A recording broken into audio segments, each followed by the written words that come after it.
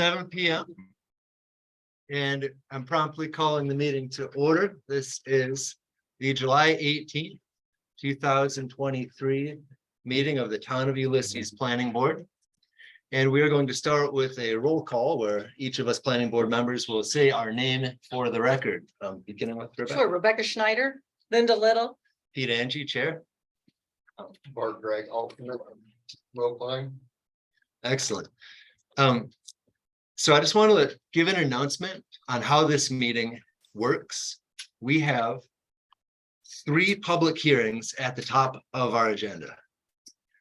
And then we have 4 what are called sketch plan reviews, and then another special review for comment on a different project.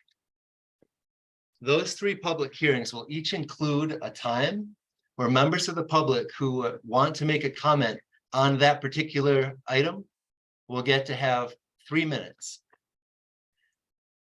Prior to that, I'm going to open the floor to general comment. So if anybody has a general comment that's not about one of the public hearing topics, that'll be the time for that. That'll come first. Okay. Public hearing second. 3 public hearings, followed by our 4 sketch plat reviews. Those will not have a public comment portion, because the sketch plat review is simply where we look at the materials that are being submitted and we decide if we want to ask the applicant for anything else prior to public hearing, site plan review, etc. So that's a little primer in Planning Board Governance 101. And I just want to thank you all for being here tonight. It's exciting to see so many people involved in the Town of Ulysses. So approval of agenda. I would recommend switching the dollar subdivision sketch plan review to directly follow the site plan review. So it would be switching it with the Washburn 2-lot land subdivision, just to put them in a single unit, to not go back and forth. Sounds good. Sounds good. That makes sense. You like that? Okay. Mo? And Okay. Yeah. Go. yeah, also, can we put the meeting minutes to the end of the meeting I mean, it's just approving too? 2, which we've all read and reviewed. So I'm gonna Okay. and then I would also recommend a 5-minute break, probably after the Washburn, before the last 3. How do people feel about that? Sure.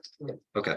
And Yeah. I'd like to have just 2 minutes when everything's all done, just about how today is being organized, the amount of time we have, things like that, just 2 minutes. Yeah. And I would also like to say that at a future meeting, I would like to discuss sort of the influx of applications, and how we're going to balance those with our meeting schedule. I think that's a really important topic, as well as when things arrive, like when materials arrive, things like that.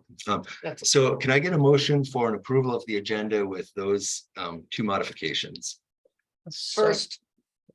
Second. All in favor? Aye. Hi. Aye. All right.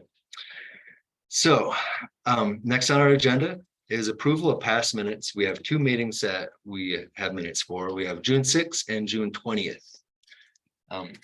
Is everyone familiar with the contents of those minutes?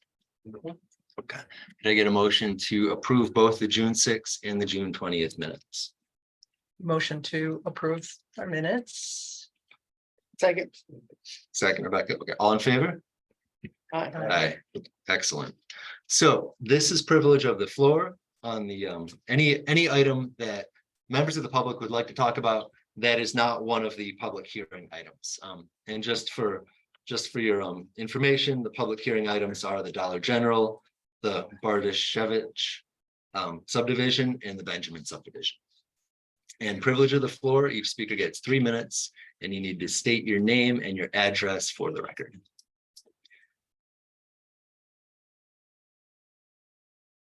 Okay.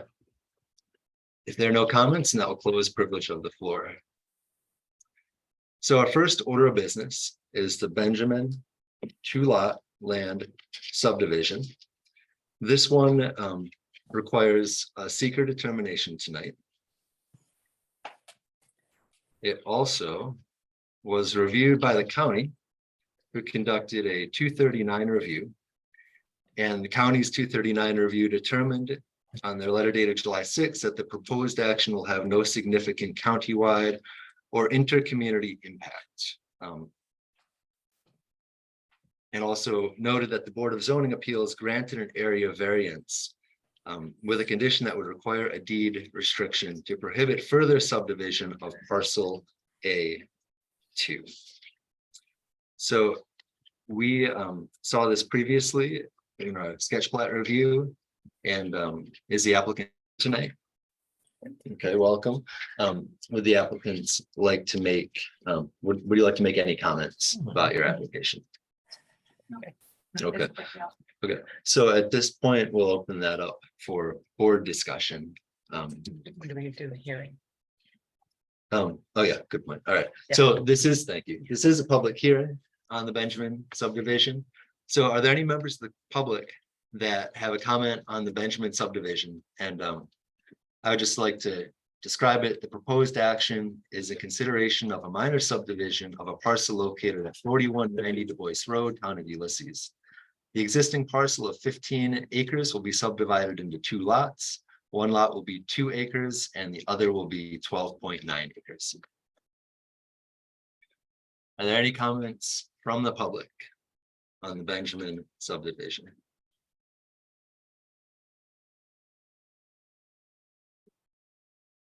Accept a motion to close public comment. First, Rebecca. Okay, Second. all right. All in favor? Aye. Aye. Excellent. I'd like to do board discussion on this if there is any, and then move to the seeker. Yeah. Yeah, I have a question. Why do we need a 239 review just on a subdivision? Have we always I'm required gonna that? defer that to you. Okay, This one was a little different because it needed an area variance from the BZA. So because it didn't automatically comply with zoning regulations, it wasn't under the agreement, interlocal agreement. with Okay. the County. okay. Yep. Got it. So, Any is there my comments, comment? any discussion? Okay. Yeah, this is not the first time that we've seen this application or discussed it. So I do need to direct our attention to the seeker.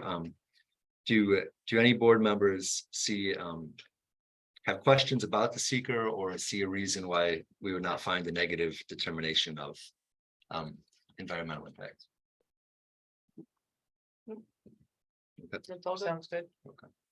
So I would accept a motion to find a negative determination on the seeker. Motion to. Okay. Second. All right. Gotta be Okay. faster, Mo. All in favor of a negative determination for the Benjamin subdivision seeker? Aye. Excellent. Thank you. Aye. I'm also voting in favor. So moving on to the Benjamin 2-lot land subdivision. I will read the conclusion of the resolution. Now- Which resolution are you reading? This is for the Benjamin. No, I mean, what number? So I am 12, reading, 11? so I'm reading the conclusion, which, as you can see, is I mean, Number 10. It's resolution number 10. Oh, yeah, okay, yeah, okay. yeah. Yes, I'm sorry, resolution number 10. Planning Board hereby grants final subdivision approval for the proposed minor subdivision as described above and as shown on the subdivision map noted above. Which is described in what I read earlier. I'll Make a take a motion? motion. Yeah, Yeah. To approve the resolution. can I get a Second. second? Okay, all in favor? of- Aye. All right. All right, so that concludes the Benjamin 2-lot land subdivision located at 4190 Du Bois Road in the town of Ulysses. We will get that out to you in written form, in the near future. Thank you. Yeah, thank you.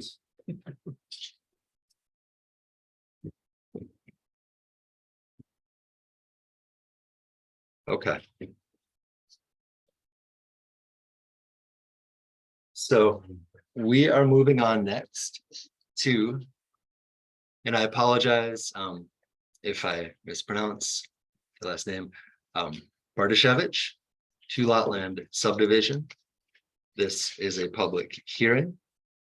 And we will also be doing a seeker on this. We've seen this application before. It is for, the proposed action is in consideration of a minor subdivision of parcel located at 7615 Willow Creek Road, the town of Ulysses in the agricultural rural zone. The existing parcel of 33.3 acres will be subdivided into 2 lots. Parcel A will be 15.55 acres and parcel B will be 17.7 acres. And I just want to note, giving a brief introduction to the subdivision, there was a 239 review, and I'm sorry, no, it does not require 239. We have a lot on the agenda tonight. But there was correspondence from the Finger Lakes Land Trust on July 6th, and they noted that the conservation easement that's on that land does not have any restriction on subdivision or on further sale. Wait a minute, Mhm. that's not what, I thought it said they were okay with the proposed plan. I'll have to bring it up. And yes, they had agreed to having another parcel, but they said they could not further subdivide. Yes, that is correct. That's important, because Yes, I want it to make is. sure that goes with the deed and it's Yeah. not lost in some Yeah, back literature. Okay, Yeah. so that's. all right, And it good. also says one residential house. One, Right. right. right. So they're proving what's been asked for, but making sure that no additional things happen. Okay, Yeah. great. And we could potentially write that Yeah. into our, we could write that into our resolution. I would like that. As And a I also would condition, like, yes, yeah. can we have that part of the deed instead of it being this kind of, it's right now it's a letter from Finger Lakes Land Trust, which is where the restrictions are, but it really needs to be associated with the deed to that property, right? I mean, we're talking about the conservation easement.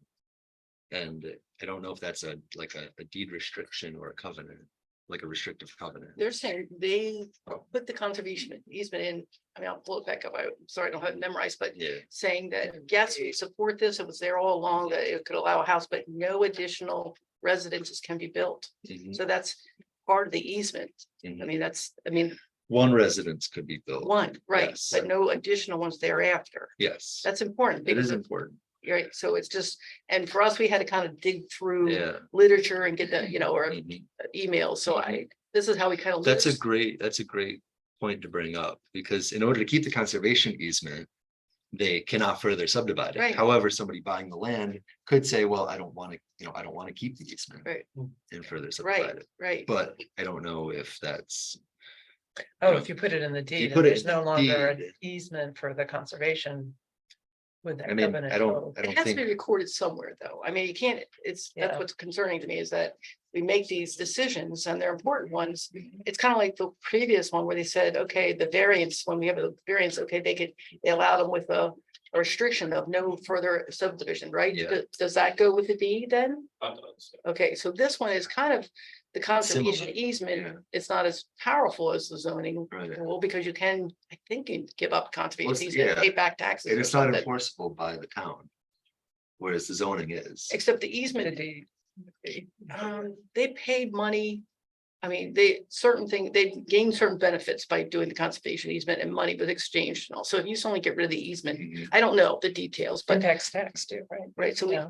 Is the applicant here, and would the applicant like to stand and make comments about, Yep. is there anything in, thank you, is there anything in the deed that, or, well, I mean, the deed hasn't been written for the sale of this new property, right? Like, we're creating a new property potentially.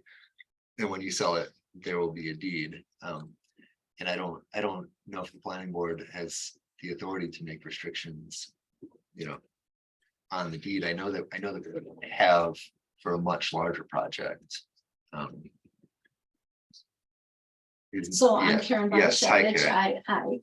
Hi. And yes, my late husband and I purchased that land with the conservation easement on it many years ago. There is a deed that's associated with it. And then it was absorbed into our total land, and that's why I'm now separating it Yeah. out. So, as far as the question of the deed carrying forward with the conservation easement on it. Right. There are pretty strict rules and regulations around that conservation easement. As far as needing a walkthrough every year, and that has to, we have to work that out. They walk through, they check the land, they make sure nothing's changed, nothing other than simple trail maintenance. And that's what we've abided by for many years. And so that there is a separate vehicle that we absorbed into our total parcel. And on that second parcel that you absorbed, did the deed to that land, when you bought that land, did it contain language about the conservation easement? And when, when we make this, essentially separating it back off, I'm wondering if it would revert to that old deed. I mean, I'm not entirely sure on that. Yeah, I believe it does. I think when the deed is written, it's put back in there. Because it was the original deed. You don't change really the deed. I don't think you can. Well, no, can you? Is Nate here? Nick's on board, you can ask that question. Nate, can we ask you that question? Did you hear the question? You can repeat it. So this piece of land that the applicant is looking to subdivide. Originally, she bought this piece of land with a conservation easement, and now she is shedding that piece of land. And originally, when she bought that land, the deed had conservation easement language within it. Now that she's shedding it and will eventually sell it, will that conservation easement language go forth? Will it revert back to that original deed essentially, or will a new deed be written with anything goes?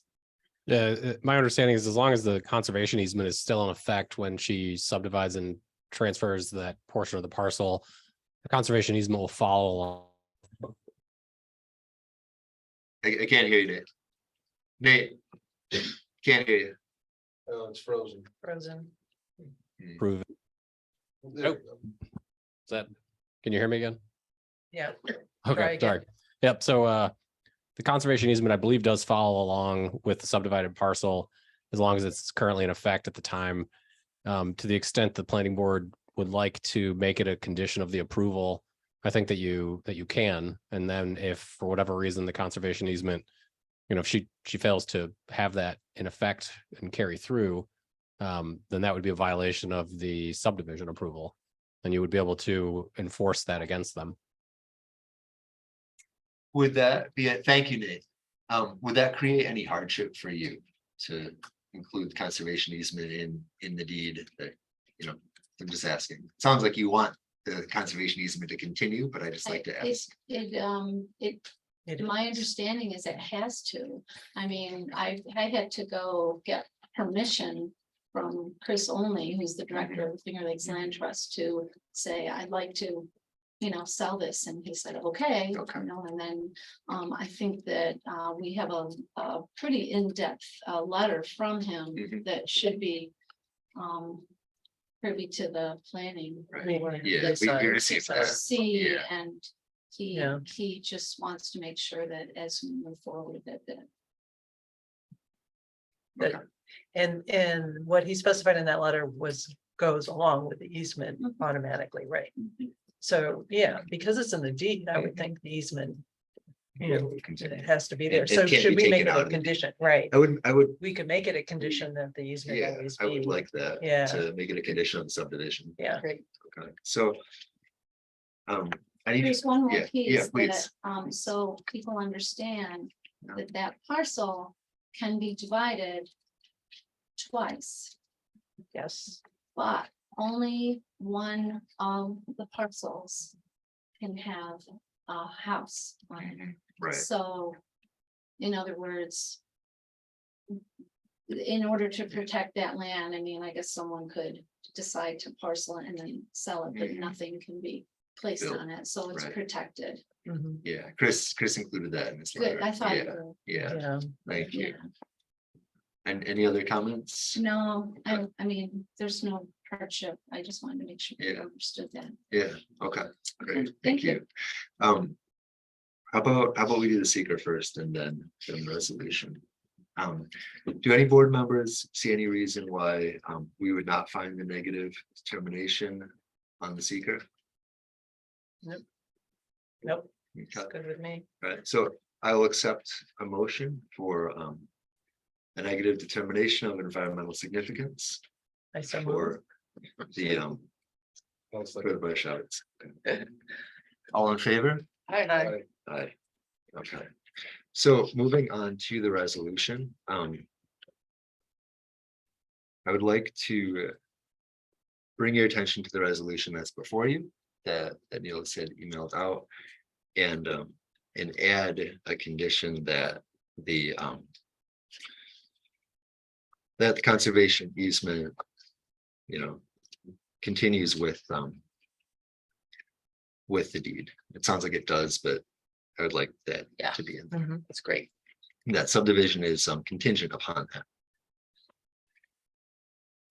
So do we have any, I would accept a motion for the approval of that resolution as written with that contingency. Yep. Second, yep. Okay, second, Linda. Yeah, any discussion? Do we need to see it or anything? I mean, we're just approving it. The words will be added. Yeah. Okay, yeah. great. All in favor? Aye. I, Aye.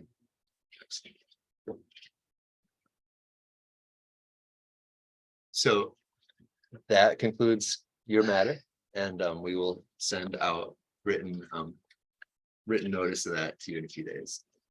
Yeah, thank you very much.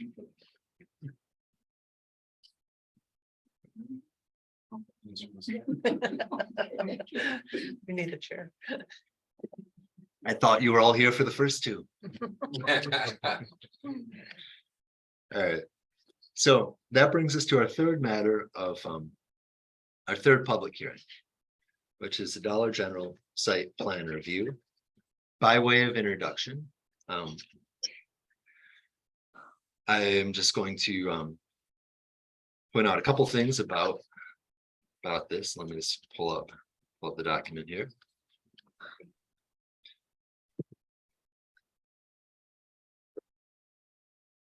So this project first came to us April 4th as a sketch plat review.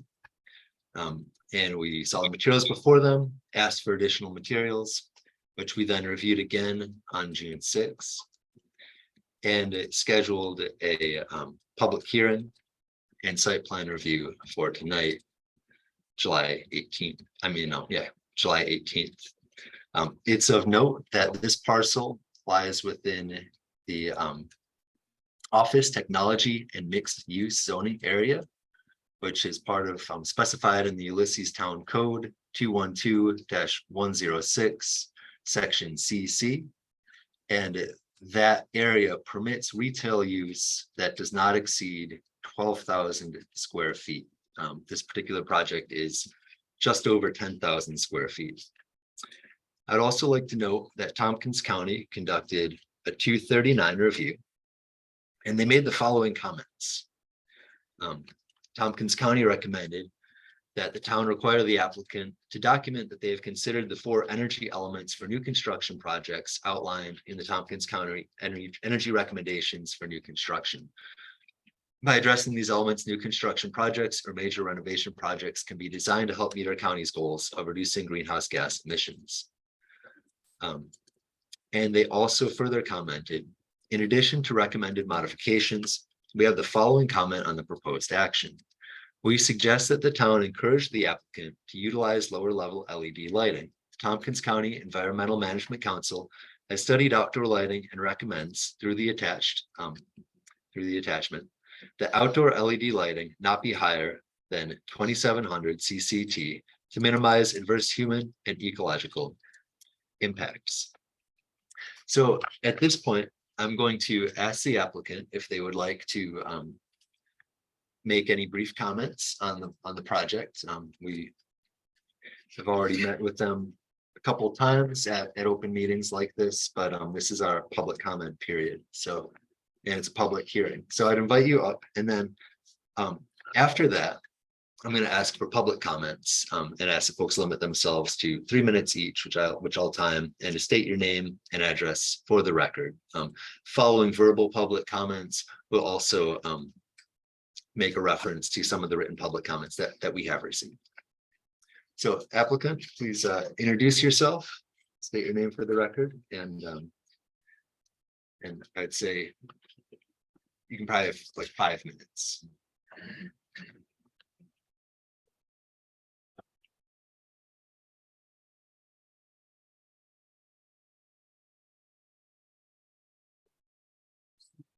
Yeah, we Yeah. can't see it.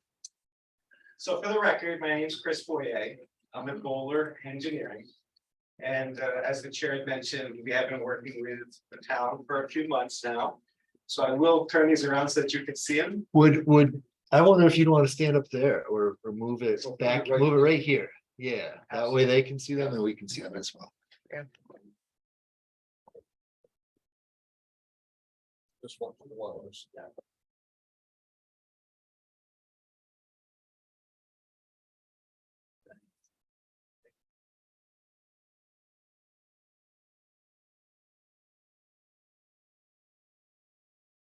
I think it's no worries.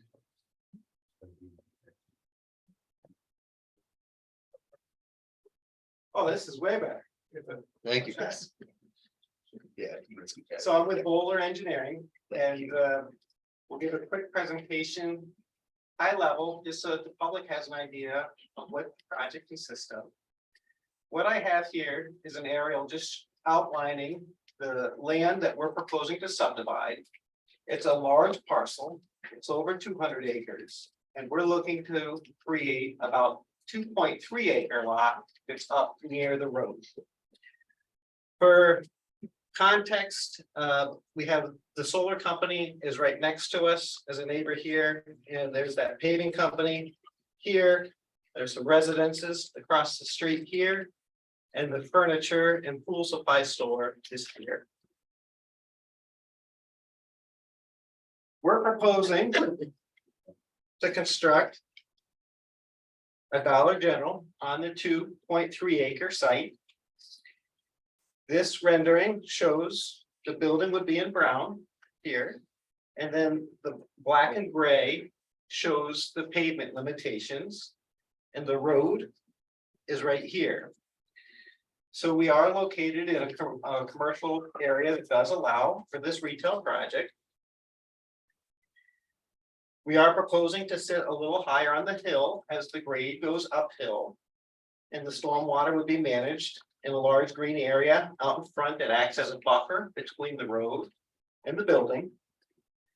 We are proposing 35 parking spaces around the perimeter of the Dollar General building. And our trash and service area is proposed in dumpsters in the back left corner, which the closest neighbor would be the solar company that's in there. Through comments with the board, they've asked for upgraded architecture. And so it's come a long way from where we started.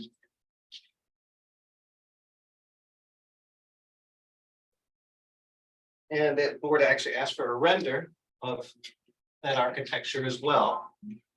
So we have assembled this to show as an artistic rendering of what the Dollar General project would look like with the enhanced architectural aspects. Other items that the board has asked for is additional landscaping, which we've provided, and it was shown on that render. Around the sign in the landscape islands, as well as to buffer the stormwater basins that are out front.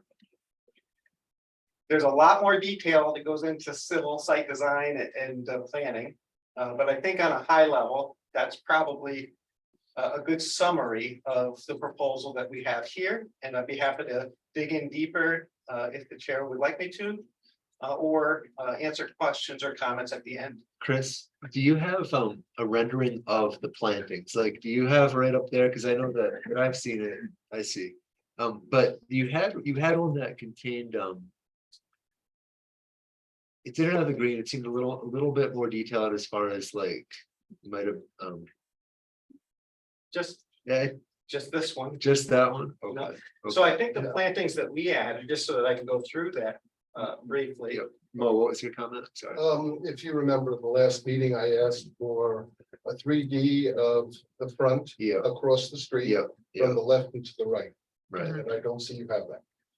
This is what they provided, and I understood that. When I found that and I saw that, I think you wanted it zoomed out further. Right, Yeah, exactly, yeah, yes, and that yeah. would be a requirement, yes. Yeah. I understand. Sometimes they miss the mark. Could you provide any details about, could you please speak to the stormwater mitigation? Because like, we've had a chance to hear about the stormwater mitigation and about, traffic. But folks here haven't, this is a public hearing, so if you could speak to that, that'd be, I'll go to the next Appreciate it. level down. yeah, thank you. Yes. So, the proposed use is a Dollar General dry goods retail store. So from an environmental impact standpoint, this is a pretty low level intense use given the commercial zoning that could go here. So walking through that, we look at what the Dollar General store would sell.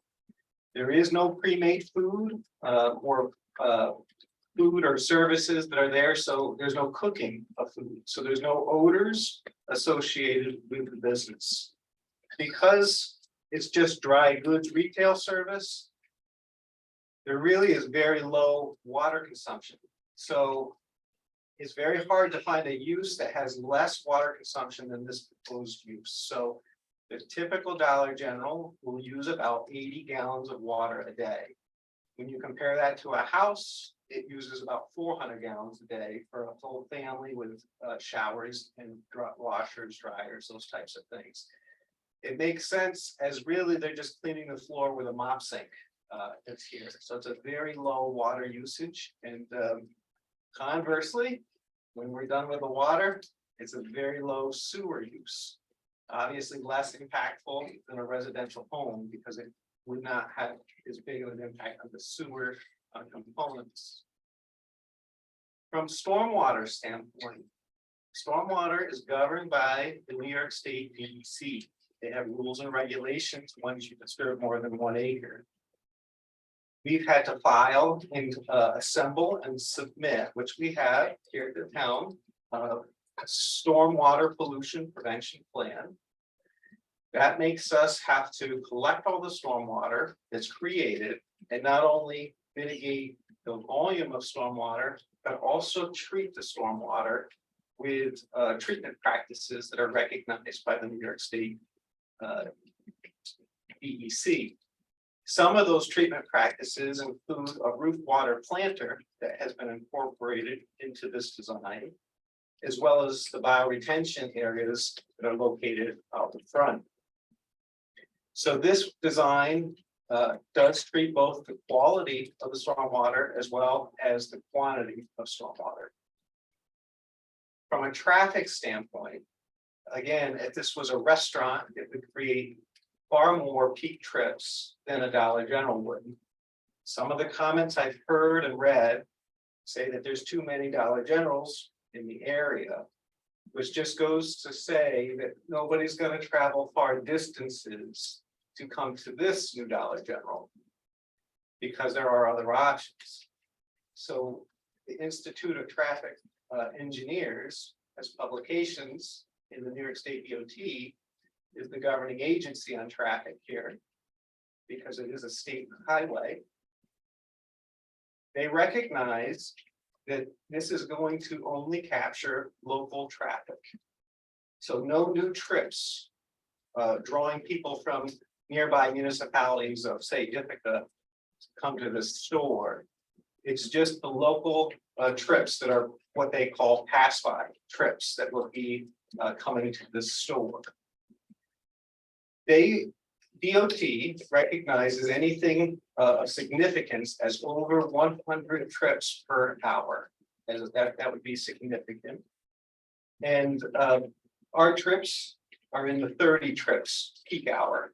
So it's very low. It doesn't trip that threshold. And then finally on traffic, because we've been working on this quite some time. We do have New York State DOT's acceptance of our proposal. They put us through the hurdles and we've done site design with driveway access. We have done stormwater design for them as well. We have done site distance studies. We have submitted all of our information for both phase 1 and phase 2 of DOT. And now they have told us to go ahead and file for a work permit if the town approves the project. So DOT is satisfied with the plan. I think one last thing, Mr. Chairman, would be that, I don't know what that was. Go ahead. well, I think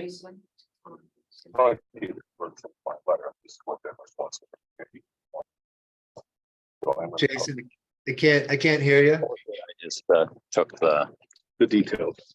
Yeah. All right. Keep going. Can you mute him? Yeah. and We just plugged into their new. last thing, Mr. Chairman, it's just the county has approved the septic system for this location as well. So from a traffic standpoint, we feel like we're in a decent spot. From a septic standpoint, we feel like we're in a decent spot. And certainly we put the best foot forward we could to town as far as site design, building design, landscaping. And I just want to ask, could you please point out where the water, stormwater retention areas are on that map? So it starts with our roof stormwater garden is here. And then down here is where the treatment and retention of the stormwater Or the parking area? for the parking area, that's correct. And what about the long strip of pavement that goes from the dumpster to the road? Where does that drain to? That all comes into ultimately this. So there is a network of pipes and collection system that's there, but it's treated out front. And then maybe one last thing, because I might come up as far as a public comment, would be deliveries and trucks. So if you look at the plan, there is dark colored pavement and there's light colored pavement. The dark colored pavement is dark because it signifies heavy duty pavement. That's where the truck will be operating. So part of New York State DOT is that we're not allowed to back in off of a state highway for safety concerns. So we have designed this that the truck, and here's a truck turning plan that's been submitted, can pull in and then back up to the service facility all on site so that there is no backing in off of a state road. And then from a delivery volume standpoint, it's about one tractor trailer per week. So pretty low as far as intensity goes. The restaurant would have far more Cisco trucks or something of this nature. There are some straight box trucks that deliver straight, maybe it's Doritos or something of this nature that would come in, but those are very small trucks, not tractor trailers. So, if you don't have any further comments, I mean, I was thinking the board will have a lot of questions for him, but if you have one thing that you'd like Oh, to no, no. point out to the public. But I was gonna Well, move to we the did public have- We comment. did discuss different design. Yeah. Areas for the, I see you brought one, but we were looking for some others that we have noticed in different parts of the state, which would probably fit in better in that area. It's soften the, I can- soften it as well. Yeah, I can show you some of the ones we have looked at. I don't know if you can see any of those. But that's what we were really looking for. It's not just a plain box. Yeah. Well, I'll let you answer to that. Do you have an answer to that? It continues to improve. I did see two pictures. One was a sample of a credit union, and I think a bank, or there were some others. And then Here's the several gentleman's got Dollar some here. General. Yeah, these are actual Dollar Generals that are in different parts. Some of them are in New York State. And they have a softer line than. Yeah, they're just one the that you have. box. Yeah, So that would be one of the items we would like to see. yeah. If it's a little bit more with the character of the area to have Yeah. like sloping roof. So we're gonna have a lot of questions for him. However, we want our questions, they may be informed by your concerns, right? So we're gonna open up the public comment period. I want to let you know this meeting is being recorded. So everything that you say is not just, it's not just relying on our memories, right? We can go back and watch the comments. We can also ask for the comments to be transposed so we can read them. So this is your time to make comments, and we will, I will time it. It'll be 3 minutes apiece. And please, state your name for the record and state your address as well. And then I will start the timer when you've had a chance, when you've done that. So How about the online folks, raise their hand. yes, online folks, if you have a comment as well, raise your hand. We're gonna start here in the room. And I think let's go from the front row to the back and then the side, because that's just, I don't know, luck of the draw, I guess. Yeah. So, yeah, please. Yep.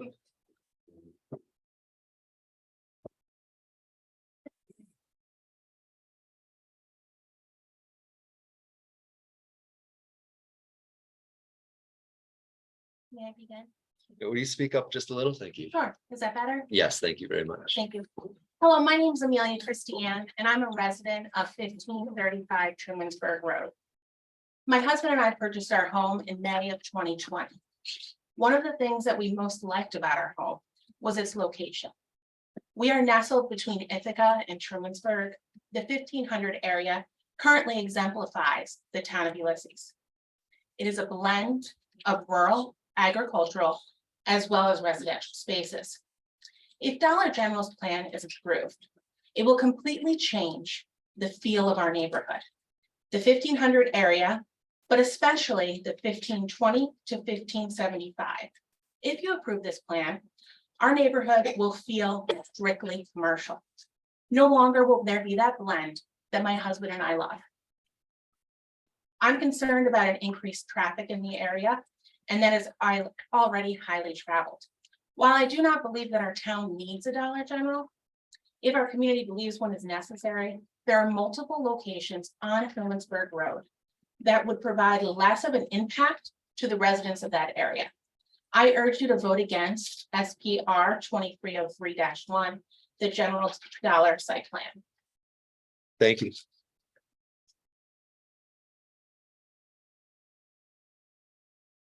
Hi, my name is Ross Johnson. I live at 1535 Trumansburg Road. There are approximately 30,000 Dollar General stores in the US, which is more than the total number of Walmarts and McDonald's combined. Dollar General as a company is unsafe. They've been given over 98 violations for safety from OSHA, with fines exceeding $21 million. The most common violation found across the US is that fire exits are black, creating a fire hazard for workers and shoppers alike. Is this the kind of company we want in our neighborhood? I don't think so. According to the violation tracker website, Good Jobs First, Dollar General has had a total of almost 79.5 million in penalties levied against them since 2020.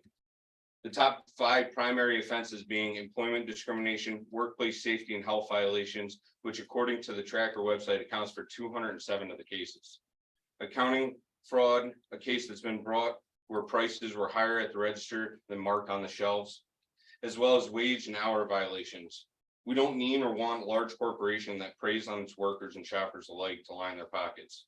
All of this doesn't address the fact that according to the 2017 report, Vehicular Crash Summary Report for Tompkins County, the location of the proposed store would be in front of one of the highest areas of Route 96 for crashes. With all of those issues, I say no thanks to Dollar General. As I see it, the store would not add any value to the area, only bring trouble and lower the housing values and make an unsafe road even worse. Allowing Dollar General to move in would destroy the look and feel of the area that my family fell in love with. We moved to Ulysses because we wanted to live in an area that feels rural, but is close to town, not in a town or across the street from one. There's a Dollar General that is 7 minutes from the proposed location of this one. We don't need another one. Ulysses is not a rural town in the traditional sense. You don't need to spend 40 minutes in a car to get to a store. Places that you would 1 have to minute. do that. 1 minute, go ahead. places that you would have to do that, I could see that Dollar General would have a needed benefit. Dollar General is not the type of business that I support. Small local businesses that keep our hard-earned money in our community and add quality, long-lasting, dignified jobs that are the type, those are the type of businesses I would advocate for in our community. I ask you to take all this into consideration, and I urge you to deny Dollar General's application for building. We need better jobs and local businesses, not large corporations who don't care about their workers or the community it resides in.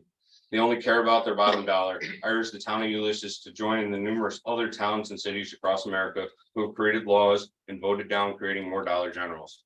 This way we can preserve the feel and character of our community and allow for small local businesses to grow and flourish in it. Thank you. Thank you. Mr. Chairman, Yes. if they have hard copies, Yeah. can we collect them, please, for our records? That would be great. Thank you. So we can put it in our minutes. Yes, that's no matter. Great, thank you. Oh. All right, is there anybody else in the front row who would like to make a comment? Yes. Hold on one second. All right, go ahead, thank you. Doug Snyder, 1539 Trumansburg Road, directly in front of the store. In addition to what I submitted this morning that I feel all of our neighbors are going to support adamantly. What's the value add? What's the benefit to the community, the immediate community? In addition to the locally owned stores, why do we need this in our community? Why do we need more of this infrastructure when in such a small community in the Tompkins County area, there's such a heavy saturation of Dollar Generals? And I'm having a hard time and struggling with why we really need to support this type of business model when we're just feeding a corporate giant. It completely goes against all, in my opinion, aspects of this local community and what it's all about. Small niche, local families. We just don't need this in our community. It's not because it's directly across from my house. I just don't see the need in my travels when you're constantly peppered with Dollar General. And I don't understand how the local community can support the requirement for it. The goods that they sell are garbage, in my opinion, no disrespect, but I'm struggling with why we would need to, approve this in our local community. Thank you. Thank you.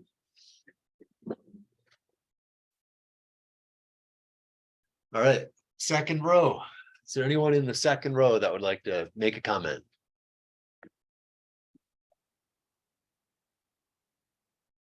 Okay, is there anybody in the third row, in the back row, who would like to come forward and make a comment? Please.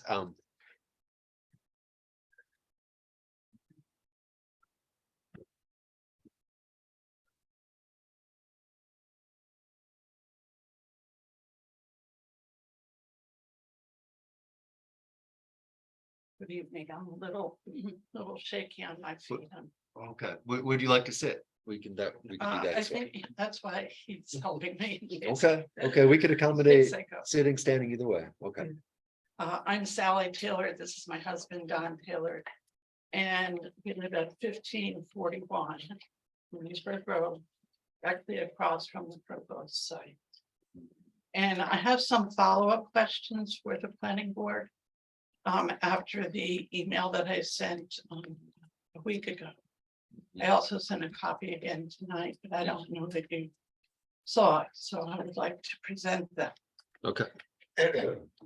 And I would like the answers publicly answered and considered before making a decision. First one is need. Why do you think there's a need for a Dollar General when there are two Dollar Generals in the area? One 3.7 miles away from the site in Mecklenburg, and another 7 miles away in Trumansburg. With a convenience store, a produce market, Kinney Drugs, and T. Berkshire Safe, all within 5 miles. Number two, How can you balance the loss of residential property value with the corporate greed of one of the highest net profit retailers in the country? Number 3, please address a safety issue with cars and delivery trucks turning in and out of the access road from Route 96. This is a very dangerous, and I tell you, we take our life in our hands just pulling out of our driveway. A very dangerous and high-speed stretch of road, and is also a passing zone running north to south directly in front of the proposed site. And then a south to north one ends on the other side of it. Number 4, how are you going to guarantee, according to the New York State Environmental Bill of Rights, in quotes, the right to clean air, water, and a healthful environment? Dollar General will create air pollution from cars and trucks. Wastewater will leach into our sources of well water. Lights and signs will cause light pollution, and the garbage created will end up in landfills. Number 5, did you know that Dollar General is the only national retailer on the Labor Department's severe violator list of companies with unsafe working conditions? During the past 2 years, OSHA has fined Dollar General $12.5 million, the most of any retailer in the country. Dollar General also claims to contribute to education in the communities it serves. How does the proposed store plan to do this? And how did it do this in the Mecklenburg and the Trumansburg stores? Sally, your time's up, but your husband, if he has comments, he can cede his 3 minutes to you. Should I ask them a question? Mhm. Okay. I wasn't finished. She wasn't Well, finished. your husband, I'll ask your husband because your time is up. Okay. On one of the letters, you mentioned about your realtor spoke about property value. Yes, Do you have that in writing? no, I don't, Could you get that in writing possibly, and give it to the board, please? I will try. Okay, thank you. I just wanted to say thank you for taking the time to consider these issues. I implore you to make the right decision for the residents of the town. Thank you. Thank you. Thank you.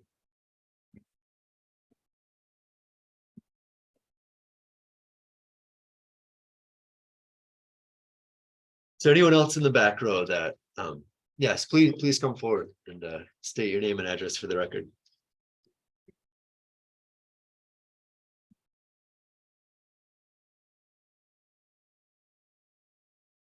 Hi, I'm Sue Ritter. I'm at 1194 Craft Road. I've lived in the town of Ulysses for 20 years. I'm not a resident, but I certainly drive this corridor and certainly care about this town. I'm going to read really quickly to try to get this all in.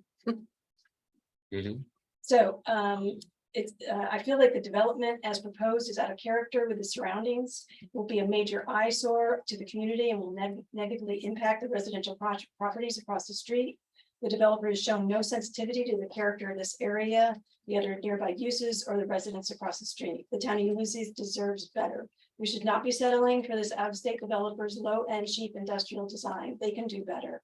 And they need to put more thought into this project and make it consistent with the surroundings and not become a jarring presence on one of our major thoroughfares. This is the first retail development to be built along this vicinity in about 50 years. Whatever the planning board approves is going to set a precedent for development in this area going forward. Do we really want a large retail stores with no windows and void of any attractive or welcoming architectural features? Do we want developers to place their stormwater facilities immediately adjacent to Trumansburg Road with 4-foot tall chain link fences surrounding them? The adjacent Renovus building is set back at least 145 feet from the road and surrounded by lawn with a row of mature trees along the entire extent of Renovus property. Across the street are well-maintained residents, also with lovely trees and landscaping, elsewhere open fields. The plan before you is completely incongruous with this setting. Here are my initial recommendations.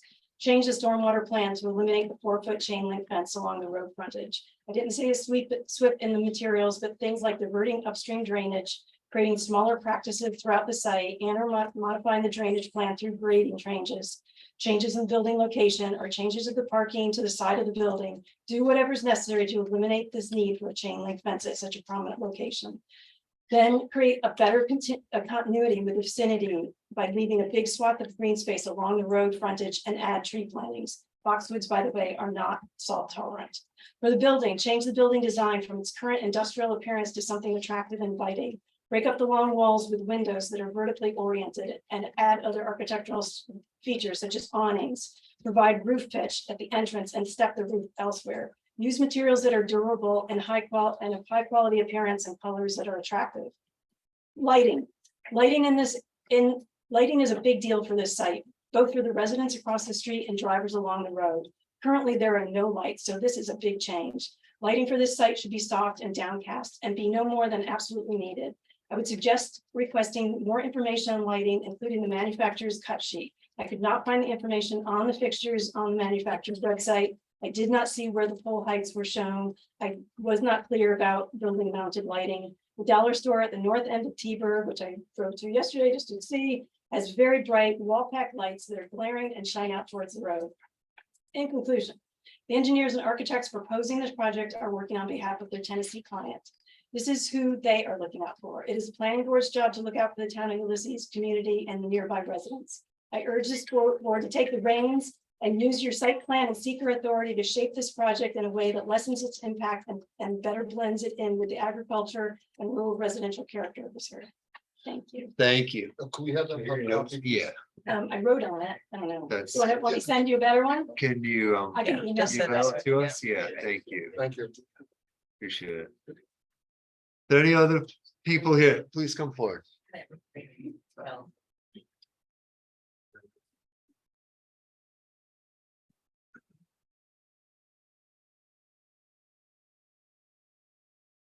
Hi, I'm Karen Burke. I'm at 1523 Trimmersburg Road. I have lived there for almost 28 years and I run a family daycare. And I worry about the safety of the children by the dollar store, attracting people that will walk up and down the street. And now I have my guard up again, watching another area for safety of the children. So I'm not agreeing with the building of this wall. From a family perspective, I agree with my neighbors. It's a family-oriented daycare that I have. And I have to protect the children. So I hope you look at all the concerns and make the right decision for everyone. Thank you. Hi, I'm Sue McKelvey. I am 1525 Trimmersburg Road.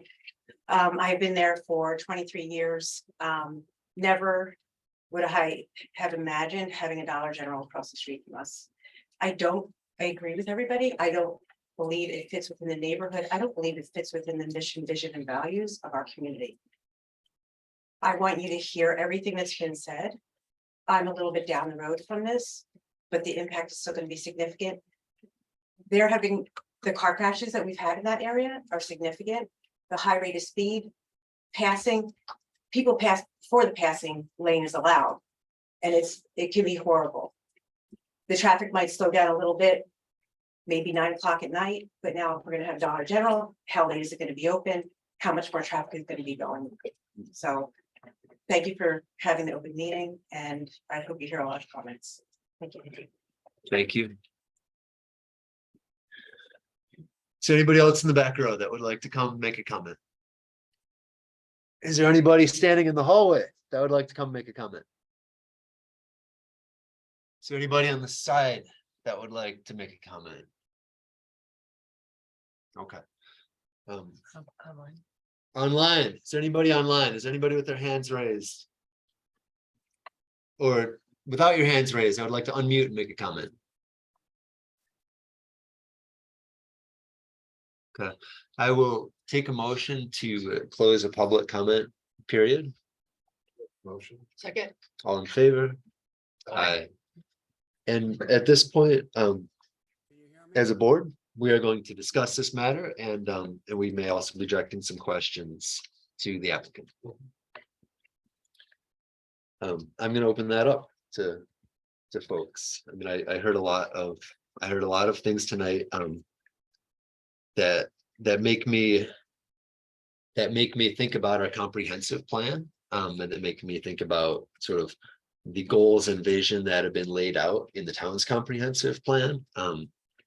And so, it does make me question where this fits in, or doesn't fit in with the town's comprehensive plan. And that's certainly top of mind. A lot of the concerns brought up tonight, about labor and things like that. Yeah, I'm gonna open it up to folks. I think with all the comments that the public made, I think we should look at this a little bit more closely than we have. I think it was going a little too fast. I think we have to slow it down a bit. And, take a better look. So I would suggest not making any vote tonight on this. I can make a motion if you wish. Let's talk about what we would be wanting to accomplish. And I think personally, I would like a chance to compare the public's comments to the comprehensive plan and do that in consult with the town planner. I feel like there's so much that folks have brought here that we need to weigh and consider beyond just the site plan itself, but great points on the site plan too. Yeah, go ahead. Yeah, I think the difficulty we're having is because it's mixed use development area, and that doesn't mean it has to be mixed ugly or make everybody uncomfortable, because there are people on the other side and a different zone that have to live with it. And I too am really concerned with the property value impact of it. I've not seen the number. I still believe that that's entirely possible to have that. And once you I think the example that someone brought up about Renovus was they're much more they recognize the environment that they're in. I liked that idea of moving the building to another side, like a lot of parking and a lot of development that I've seen for residential, this is like a mixed use area, but it often has the parking a little further away from the street, often in the back. One thing that really does stand out to me is that 4-foot chain link fence. That's something that we talked about, initially, was that's a real eyesore. I mean, that really stands out contrary to the character of the neighborhood. Putting that even on top of a berm, right next to the road. Well, we did discuss that, and there wasn't supposed to be a chain link fence. They put one up because of safety issues. Right. Yeah, you're right. It is unsightly to drive by. It's gonna look a little bit like a. I don't know what it's gonna look like, but it won't look good. Yeah, I mean, there's a lot of concerns about the character, and there are potentially modifications to the building itself, the appearance of the building, the location of the parking, or particularly the location of the catchments. Like, I do also worry about the catchments being so close to the road. I know they're engineered to hold floodwater. However, we do have more rain than we've ever had before. What is the rain? What was I would like requirement that we made? just on today alone, the rain that came down. Yeah. I'm wondering if this pond, which is right next to the road and the gully, if that would overflow onto the gully. Now we have. Well, that's what I'm wondering. Yeah. And if the rain lasted. Wash out half of 96. And if the rain had lasted an hour, 45 minutes, like it. Well, Yeah. look at Vermont Right. and Western Mass. They have floods that they've never had before. Right. Yeah. I think, something that I would like to do is I would like to be able to formulate sort of like, there's some asks that I would like to say to the applicant, we want to see, A, B, and C. Right. But then I also think, and those are things that we could say tonight, but then there's another layer of things that I feel like we need a little bit of time to review in regard to our comprehensive plan, which could result in a new ask as well. And so I would like to, sort of know, and Niels, as far as like asking for things from the applicant, typically we do that right here at the meeting, but I feel like there are so many layers to this one that I would like to be able to convey that to the applicant at a later date. Now, do we need a meeting to do that? I mean, we could discuss it at the next meeting without, as discussion as opposed to sketch plan review. Is that just from a from a perspective of you as the planner. Does that fit into our capabilities, really, to have a discussion Well, outside of? So I'll give Yeah. what I think, and that have Nate Uh-huh. correct me if I'm wrong on this, but since the public hearing was started today. The board can continue it to the next meeting, but there is a time limit of, I believe, 62 days. So you're under that time constraint. Okay. I think better practice is to formulate all your comments and questions to the applicant during this meeting. Mhm. And if not, then schedule a special hearing to Mhm. fully flesh that out so that you can provide that to the Yeah. applicant. And the special hearing could be at our next planning board meeting, is that correct? Yeah, Mhm. okay, okay. And any other comments? We'll get to you just, yeah. okay, first, thank you all. That was really great. I love that our town cares so much and you all came. And you can tell we care also, and we're trying to juggle what can we do?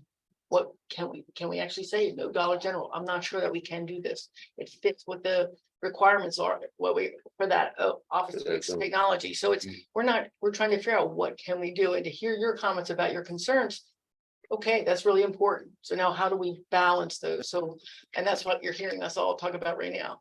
I will thank, we did ask you for changes last time and you have been working at them, but they're not quite enough. They're not, you can hear loud and clear that this is not going to fly. Morris Mo has brought numbers of examples of other Dollar Generals where they have required them to fit more of the landscaping. So now it's still present, but it's not as glaringly different than what the surroundings are. And so I like Sue Ritter brought up suggestions of like, okay, you can ask for move those stormwater basins. I mean, you can totally reconfigure that system and not have that big chain link fence up. So there are other options in both the appearance and then the layout of the whole system, which I think we need to look at.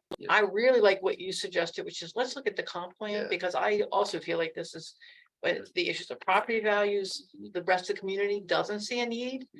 I think we need to address that and see how much this really fits with what I don't know what our actual power is, how far we can go, but I think it's worth looking at. And I was thinking of doing a special hearing August 1st. That's at our next meeting. That's in 2 weeks. And at that point, we can do our research. We can, have our discussions, and then we can come together and formulate really what it is that we want to say to the Dollar General, a response that's really based in the comments from the public as well as the strategic plan, the comprehensive plan. I would accept and I don't know if we're ready for a motion, if the folks have other comments. Yeah. No, I'll make a motion. So it'd be to table this, and I do want to ask, in regard to the subdivision, to me, it makes sense to table the secret and the subdivision as well. So I make a motion to table both. Until August 1st First, but we can discuss it again. for a special hearing. I second the motion. Any discussion on the motion? All I in do- favor? Yep, go ahead. I have a question about how we're going to, I mean, there's lots of questions that were raised by. Oh, that's right.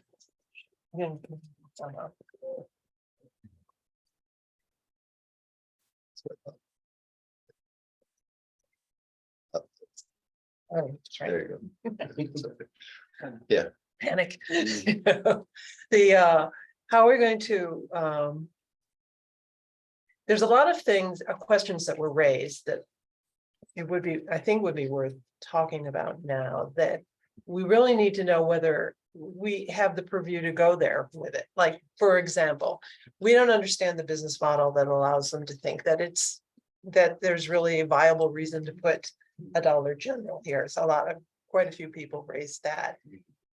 Is it really in our purview to do that anyway? Is there anything that we could make with that information? Is it actionable? Yeah, I mean, personally, I feel like some things are out of our purview, like the economic side of it. But the property value side of it, the eyesore side of it, the clearly like the drainage, the impact on agricultural land. I feel like those are all the things that are within our purview, and we'd have sort of also these next 2 weeks to figure out where we want to focus. You know, what Okay. exactly is in our purview. But we're gonna have to talk about that again in the next meeting. And Yeah. make sure what we thought individually. Yeah, would be we'll like do our right now, I have research. something, yeah, We'll do our there are research and then we'll questions. bring it all together. Okay. For a special hearing. okay. Okay. All right, Any other discussion? All in favor? bye. Aye, okay. All right. Thank you to the applicant. That concludes the public hearing. Well, Oh, we actually, have to- no, I would like to leave the public comment period open until the next meeting. Because people may want to submit further written comments, and we would, we'd certainly be able to take those. So, I'll make a motion. I'll keep the public hearing open until our next week. okay. Second. Okay. Any discussion? All in favor? Aye. Aye. Okay. All right, so public comment period remains open. Folks can send us written comments to town planner, and then we will have a special hearing on August 1st, which is a Tuesday at 7 p.m. and that'll also be a public meeting.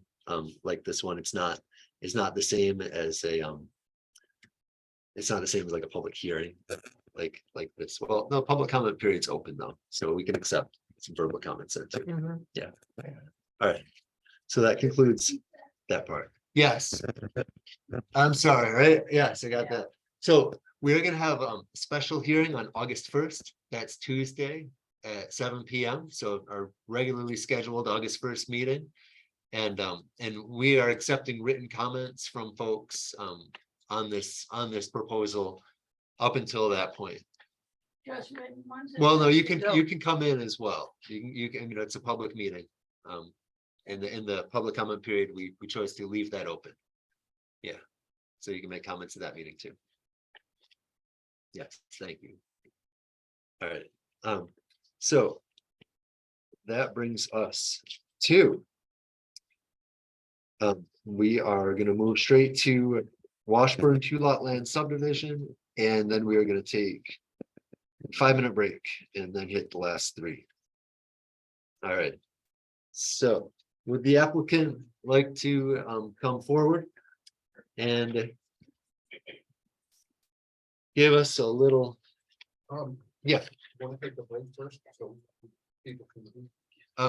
I will. Yeah, I mean, yeah, folks, you can head on out if you want to leave. You're welcome to leave. After this one, we're going to take a 5-minute break as a board to use the bathroom, get a drink of water, something like that. Yeah, I just trying to divide it up a little more evenly. Okay. All right, so next on the agenda, Washburn, would the applicant like to approach the lectern here and give us a synopsis of their project? How are you today? Hi, doing good. Hi, Mark. Resident 2141 Craft Road. We are looking at subdividing 30 acres off from our farm, back acreage, for a property sale. And I'm here looking for guidance from you guys. Okay, and we have your application, and I'm gonna open it up. This is sketch plat review, so we'll provide you with any guidance that we have, and I'm gonna open it up to board members to see if we have what we need and ask Mark any questions that they might have. It's within zoning, right? Yeah, I think the only thing we'd like to see is like I don't think you had a map of the topology. Yeah. The topography of it, Yeah. I can get that for you, yes. Yeah, and That was about all. and any wetlands, like a map that has any wetlands. Did have one. I did submit that? Oh, There were yeah. 2. There's just the 2 streams. streams. Okay, yeah. I'm used to seeing more wetlands Yeah. on an Yeah. area that big. Yeah, that's why I'm like, what is this? Okay. All right, I do have a question. Are you maintaining a flag that will connect to Crumbs Corners Road and be adjacent to the flag that goes to the portion that you're selling? So what we did was to allow access for the farmer that we lease our fields to get back to the last 20 acres that would still be on our main parcels A. or- Could I ask you to hold on for a minute? Yep. Mo, I'm sorry. could we save that for later? He wanted the copies of the Okay. pictures for $1.10, so he just copied both. my- Okay, I was thinking to say you could email it to him as well. It's all taken Okay, care of. all right, great. Sorry. All right, thank you. All right, go ahead, Mark. Just my question was about that flag. So the flag that runs up in between the 100-foot that is proposed road frontage to the subdivision flag lot that we're looking to do Yeah. is access for our farmer to get back up in. Because of the current zoning regulations, there was only one other subdivision I could do that fit to this property, and this is it. So the only other thing I can do from here on out is lot line adjustments. Hmm. So it would be to someone that owns Yeah. property adjacent to us. Yeah. So in the grand scheme of things, the 30 acres made sense. Yeah. Okay, and those residences that I see there, the ones coming off of, what is that, Craft Road? Are those yours? Is that yours? The residence on in Craft the Road barn? is ours, yes. The main Okay. access to the property is Craft Road. Yeah, We do have field access on Crumbs Corners. okay, okay. Your house is the big white one, right? Yes. Yeah. Yep, The field. that back with the two fields on Yes. either side, yes, Okay. that's ours. Okay. And I see you got Willow Creek going through there. Yep. Are the other two, is the other stream an intermittent stream or is that, It's basically Regular stream. field drainage that comes down through the center. So it's all field drained down into a low point that exits into a ditch. So okay, it Mm. showed up on the map. That's why I yeah, put it out Good there idea. for you. yeah, thank you.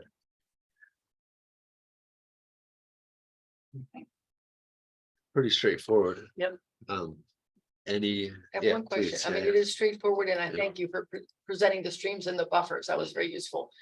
It effectively has 3 flag poles right next to each other. Is that allowed? Is, Right, 'cause that there's a little one little that goes to the house in the back behind the front. is that a property. separate parcel there? So we subdivided 10 acres. 2-3 years ago, I'd have to check with Niels on that. So that was sold. The only other flag lot we could do would be a second flag lot, which would be the one we're looking to sell now. So there would be that flag lot, the other flag lot. We can't put any more flag lots on our property, according to current zoning in the town of Ulysses. So we can't subdivide that. We understand that. It's just field access for us to get back. Hey. It will never be subdivided again, just Yeah. property line adjustments. I guess the one question that raises for me is the frontage Should you? on that O'Callahan flag that touches Crumbs Corners Road. I don't, That is over 400 feet. that tiny little flag. I mean, it looks like It's the a other, 50-foot looks- pole in accordance with the flag lots of town of Ulysses. It's- It was approved by this board. is, so the O'Callahan, that little pole is 50 feet at the end. Cause I don't see it marked. It's on here. 50 feet at the road. Yeah. And then it's supposed to open up parallel to the road, your lot size of 400 feet. road frontage. Yes. And it's a 10-acre lot, so Yeah. I'm assuming I get that 400 foot there. And it was approved Okay. by you, like I said. Okay. We can. pull up the Previously resolution approved. for it. So I mean, you're not creating that little flag. That was that tiny little flag that was already there. By the property line. When O'Callahan was made. Yes. That's correct. Okay. So really the new flag is that southerly flag, which is the new parcel. That borders the Knight's property. Yes, the backside, that's the new correct. flag. Okay, And that's parcel two, which, Yes, yes. okay. So what's isn't it still a third flag, the 120 Yeah. foot wide one? I mean, it's effectively Well, acting like one. It's my main access is from Yeah. Craft Road. That's But- just field access. It's but- not a flag yeah, lot. But we have 120 feet on that flag and on the second one, and that's sufficient. Are we allowed to have three? Yeah, that? can we have three? There's only two. I mean, Well, we're that's- making two. Yeah, Well, he's well, creating, you but- might call it that. I mean, unfortunately, he's using it for traffic. It's for a vehicle. It's the right size for a pole. But parcel one is not a flag lot. It has. Oh, over 400 that's a good feet point. frontage on the road. Yeah, I got it. I see. what yeah, you're that makes saying. sense. Okay, got it. Yeah. Okay. Thank you for that. Any other questions on this? No? Okay, so the one thing that we're asking for is a map of the topography. Yep. Is there anything else that we're asking for? Okay, all right. So I would make, I would accept a motion to schedule this for a public hearing for August 1st. I'll make the motion. A second. Any discussion? All in favor? Aye. All right, August 1st work for you? Yep, I'll Okay. have all of the information submitted to you tomorrow. Awesome, thank Okay, you. Thank you. All right. We have three more items on the, or two more, let's see. Yeah. No, we got Gall, Subdivision. Jacksonville, and the inn. All right. All right, how do folks feel? I've scheduled a break in the agenda. How do folks feel about taking that break? Please. Yeah, yeah, we're gonna take I a break. just want to Yeah, apologize for that. okay, But thanks, he Mo. wanted the pictures and Yeah. that, so we can take it back, so. Yeah. He just took pictures of my. Yeah, I'm yeah. Sorry. I'll always be like. I'm always gonna do that. All right. All right, 5 minutes. I'm putting it on a timer. If there's a line at the restroom, we're gonna do it. There's two restrooms Where's he going? through the kitchen. Right back Oh, there. Well, Yeah. this- Yeah, we tabled that. We did. But now I, This is a new. It goes to Christmas So- fast, it's got holiday. yeah. But that Dollar General. Yeah, that's it. I was, and then I left to work on a Jacksonville, yeah. project. and- Oh, you got the whole board? Yeah. Yeah, And Now you're back. And then I get back. When did you come back? Just. No, it's not. No, it's not. It's a tram. It's a- It's a tram. Yeah, check it out. Yeah. Some of their IT issues. Is it? Oh, Has right. there been much change over? How you like? I saw. I saw you here with Rich. I saw you scoping himself. Yeah. Focus. Okay, yeah. Okay, yeah.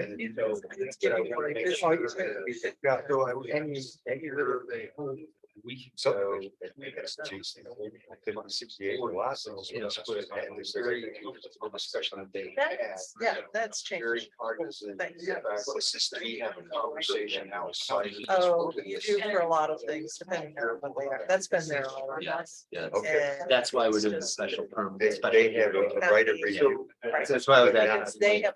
You know what I mean? I'm like, how do we get these things to him? And he's like, we really need a special. Make sure that- Tram on- The tram on the shore of Cayuga Lake, and I am going to basically essentially, it proposes to construct a new 100-foot tram from an upper portion of the lot down a steep slope to a lower portion of the lot near the shoreline. And they are approaching the Board of Zoning Appeals for two area variances. One is reduction of the 50-foot minimum required front yard setback under Ulysses Code, and reduction of the 75-foot minimum required buffer setback from the lake under Ulysses Town Code.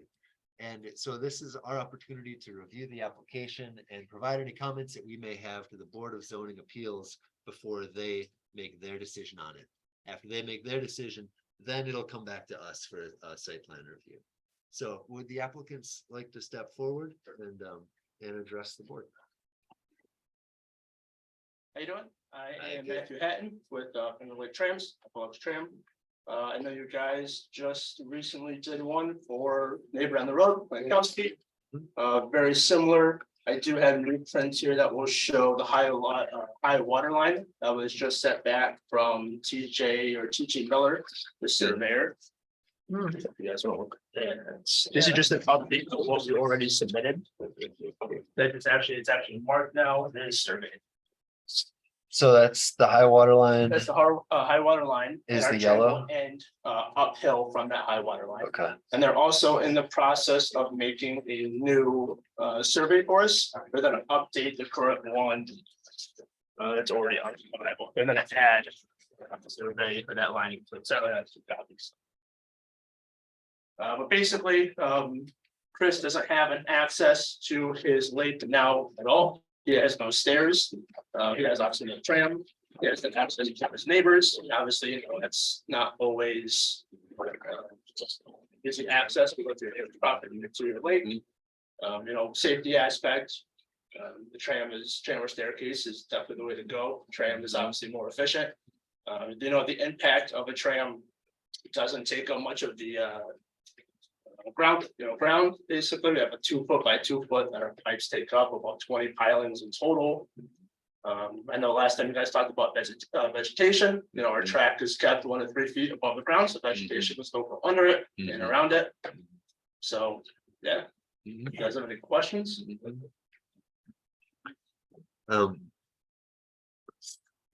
I have, Go ahead. yeah, a couple, obviously, the trams are going up, and so you're not changing the character, and as you said, you just put another one in already, so that's not an issue. I was surprised to see how much, clearing's been done already, and then there's like lumber and stuff, so has this like, So that lumber that's there, you're talking about the pictures that were already submitted. yeah, all the footage, That is right? from a dock that is being constructed on the property. That is not from Uh-huh. Finger Lake trams. And then one of the photos shows trees cut at the top. So I think that photo that you saw was from the fall. So I believe it's 2 different images. We haven't cut any trees down at that property at all. Okay, so you aren't I responsible could for that. probably respond if it's the question, if it's a photo, I believe it is, it's actually a photo from when we purchased the property. The prior owner had basically had a lake lot without lake views or lake access, and I think in an attempt to sell it, they went through and they cut down a whole ton of trees. Get a view. Yes. Yeah. So I did spend some time removing and kind of cleaning that up a little bit, and we did have a couple of very large hemlocks come down in a windstorm. Actually, the first year we were there as well, but otherwise left everything. Yes, and we try to, we want to keep the root systems because that's what They do. keeps our. That's what I'm very concerned about, And that, yeah. yeah, and it's a long, You're gonna so we obviously avoid, you know, Right. anything, we see less than 6 inches, but we try to avoid as much as we possibly can and not remove any trees. Yeah. You know, because we can, what's nice about our systems is, you know, it could be offset a little bit to avoid, you know, that 1 foot tall, that 1 foot diameter tree. Right, And stuff like right. that. I want to ask with that high water line. Sure. What high water line? Like, is it, you know, the 100-year flood? Like what? Oh, You so know, that is who the determines high that? water mark. I would have to find out for you. I apologize about that, but that is just a high water mark. I believe there's another variance that needs to be 12 to 15 feet up from the high water mark. I think that's what- I believe it is the 100-year. Okay. Okay. I do believe it is the Okay. 100-year. All right, that would be useful to find out. You know, and I think the DEC keeps you know, they sort of like are in charge of the shoreline, so I think they have. That you can access. Okay. Yeah, or your surveyor. Yeah, it might, Access. I'm not. They too might sure have if it's- done it already. Yeah, and I believe it'd it's be nice if they specified. 386, which is the 100-year flood Okay. plain line. Okay. And no, we just did that for Klankowski, same Yeah. thing, we were 12 Yeah. to 15 feet, I believe that's the same, Mhm. that is the same marking that's provided there. Okay, just be nice to know where that information came from. Sure, okay. Yeah. Okay, thank you. Yeah, I know, sorry to go off of that, Mm-hmm. TJ Miller, the survey. Update that on the survey about where exactly the high water mark is. So my colleague here just pointed this out. Elevation 386-foot line, 100-year floodplain. Oh, So okay. it's on this. Okay, plan. good. Yeah, Appreciate it. right there. All right, I was looking at the picture. Oh, okay. no. Yeah, I was looking at this. No, I'm glad that's. Yeah. Yeah, So you have the ravine, and I'm assuming it's an impermanent stream, but I'm not sure. Normally we get a map that'll have the buffer around it. So if you can put that in your list of things to do. You know what I'm talking about? Well, because it's obviously a stream in there, right? And so then you have to have a buffer on either side of that. Oh, this, that's a roadway, I believe. No, right here Says where it says ravine, Oh, okay, right? So you're Yeah. required to have a buffer on either side of that. And so that means you can't construct within that. So okay. if you could, Yeah. Distance from the ravine to the tram system. well, no, it's Okay. actually, it's just the buffer is actually a protected area adjacent to the stream that runs in the ravine. Okay. And you can't construct or do anything there. You can't clear vegetation for the same reasons, right? You're trying to prevent erosion, protect the stream. Got it. So just in the next map, if you'll give us the buffer, that'd be The great. buffer there, Yeah. Yeah, and the BZA would certainly, I mean, I can't speak for them, but I would want that as well. Okay. Yeah. One described that to me as a ditch, not a ravine, despite So that seemingly to the contrary. So that would be helpful to have the map that has the Yeah. wetlands laid out, so that'll give you intermittent streams and existing wetlands. And you know, if this is categorized as an intermittent stream, that has one set of rules applied to it, right? If it's a ditch, it has another set of rules applied to it. And topography, right? Normally we have Yeah. topography as Yep. well. Yeah, And the updated survey will have the topography. Okay, great. okay. Excuse me, access to the house is from Maplewood Road, right? Yes. What is the other driveway that I see there, that road? The parcel was previously subdivided off of a larger lot, that the primary is, I believe, 1150 Glenwood. Mhm. The driveway that you see on the north side of the property towards the lake end is actually the driveway that circles down to that property and then actually goes down to the lake from Glenwood Road. Oh, that's This is, I'm looking at the one on the north, which is, Oh. says gravel drive, and then there's a lane. And comes down. Looks like a little bridge right there. Wait a Yes, minute. correct. Sorry, I apologize. That's the south side. Yeah. So to the north is a driveway, it's an asphalt driveway. To the Yeah. south of Glenwood Road is that looped driveway that you see on the bottom of the Uh-huh. drawing there. And there is, because it was originally one parcel, there is actually a bridge going across the ditch / ravine / stream TBD. Yeah, I'm looking at the aerial map. They're going Google map, and I can see the ravine going through. Yeah. But I can't actually see the bridge, but I can see the house and everything. Lots of trees. quite Yeah. nice. Yeah, So you're going to the BZA for the, what's the, okay, on the lakefront, what's the front of the house, the front line? Is that the road on Maplewood or it the counts lake? the lake. It counts the lake, okay. Always get that spread out. Mhm. Okay, so you guys have 1-4 number of people can fit in the tram. Can you keep it small? I mean, obviously. we're No, talking- so our cabins are a standard size, they Okay. hold 4 adult people, Uh-huh. maximum. So they're just saying it can travel 1 to 4 people. Okay, so it's not like there's a smaller version. That's correct. Minimized, That's okay? correct. Yeah, all of our cabins are standard. I believe the blueprint of those are 55 inches by 65 inches, the cabin itself. That holds the 4 people. Reduction of the 50-foot minimum required front yard setback. Because there's certain distances marked on here, but. I'm not sure where that's being violated. I mean, it seems like there's plenty of distance from the tram to the front yard. Right. Like it's much more than 50 feet. Right, So what's out of alignment there? Like what's? so we're looking for which part again? I Well, apologize. it looks like you're asking for 2 variances. One Did I is just hear that the lake was the front? reduction of the 50-foot Yeah. minimum required front yard setback. That's what I understood. Right. Is that right? Opening up Isn't this- isn't the lake considered the front? Yeah, so for lakefront lots, Mhm. it's double fronting both the road and the lake. Okay, thank you. But he has 50 feet and they're gonna be in that 50-foot buffer, Yeah. putting in the tram and Yes, those edges that's- right here. So they're well within the Yeah, 50 feet. That's Yeah. that's Right. where they're looking for the Right, variance, right? okay. That's what the shaded area is, the 50-foot. Okay. Because I know the argument before has always been like the stair system kind of has a different variance if you're allowed to do stairs to a dock. Uh-huh. So we just argued that the tram system is very like a stair system.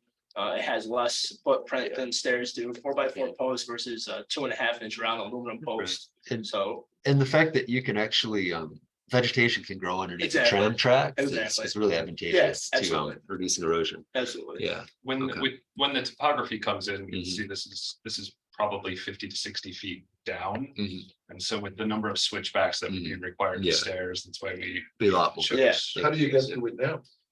We, Neighbors. we have a handshake with our neighbors, so we Yeah. walk down their very long Yeah. driveway. Okay. Not very often, unfortunately. Yeah. but So We stare at it. I feel like we probably asked for enough things. So those things that we're asking for, like the topography, wetland and setback from that ravine, those are, in my opinion, that's our comment to the BZA. Like these things should be present in the application. Right, Exactly. So we can, that'll be in our minutes as well, Okay. but they're also pretty We can straightforward. get If you that could information for you keep for that sure. up here. Okay. great. Yeah. All right. Yeah, any last, okay, Thank all you. right, great. Yeah, Thank you absolutely. very much. Yeah, sure. And thank you for these. These are good. Yeah, no problem. Yeah, just put it off. Okay, so take a breath and then we are gonna move on.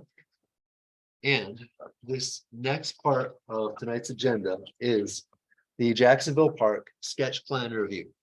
This is like the other sketch plan reviews, this is not a public comment. This is a time where we look at the application and say, is there anything else that should be included in this application before it goes on to before it goes on to a public hearing or the permitting process. So before it goes on to site plan review.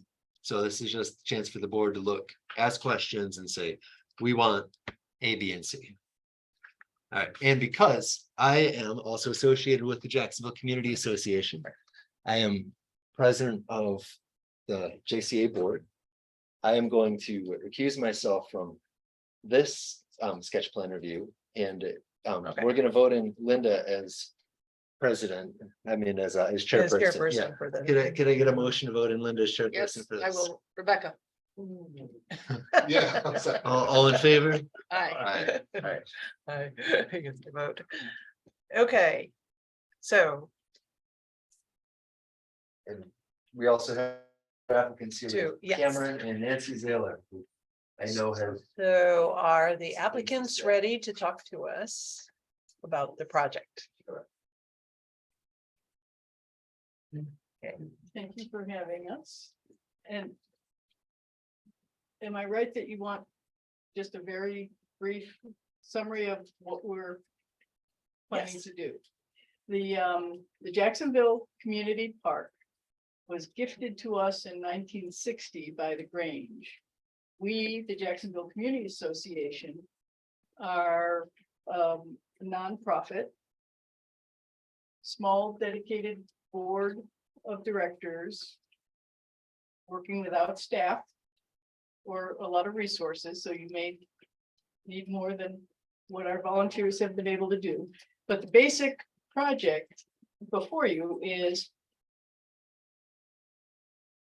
we want to make the Jacksonville Community Park more accessible to those with limited mobility, which includes two parts. One is creating a small 27 by 22 foot parking area near the pavilion. And then from that parking area, a 4-foot wide path that would lead along the edge of the pavilion that's sited by close to the pond onto handicapped accessible restroom that we have been working on in installments as we get funding available from sources. So the town board has reviewed the project, endorsed it. They were willing to submit on our behalf a grant to Tompkins County, which has a park and trails grant program. They have funded nearly the full amount that we asked for, which we asked for 5,000. I think they funded 4,500 of it. So the hope is that if our plans are acceptable, we would then seek competitive bids from a contractor who would do a small amount of excavating to level the space.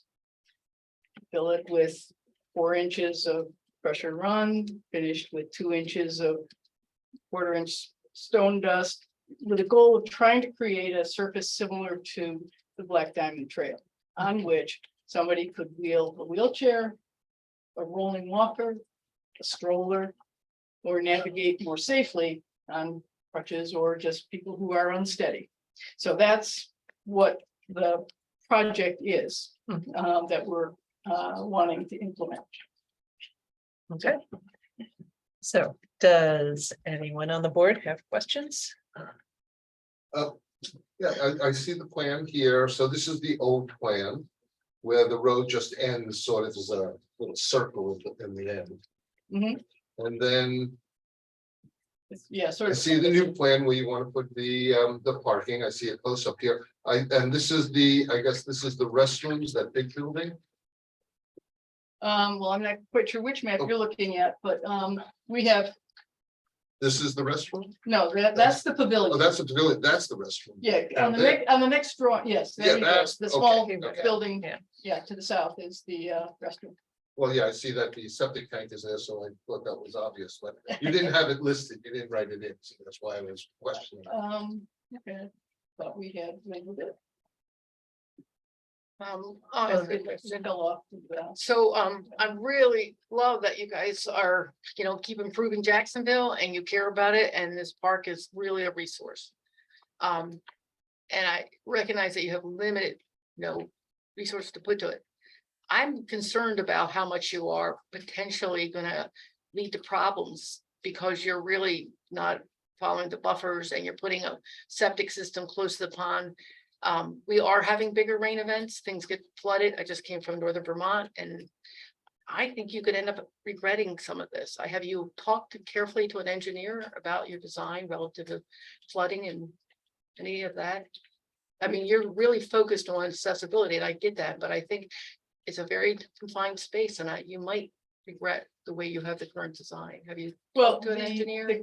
The current design, not an independent engineer, the current design and the siting for the restroom was done for us by the health department.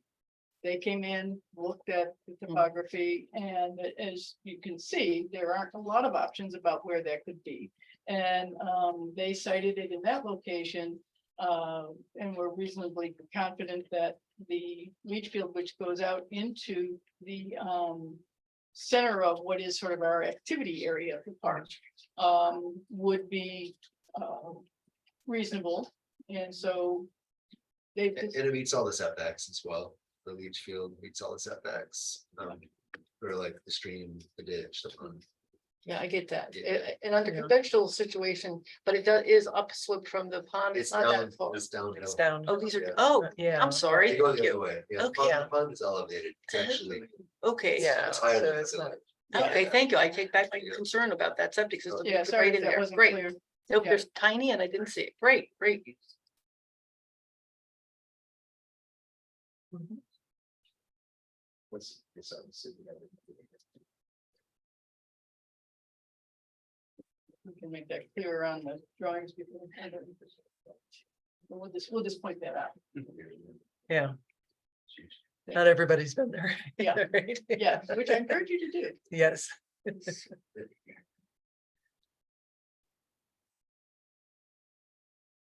Mo, any more questions from you? No, I'm just looking at the plan.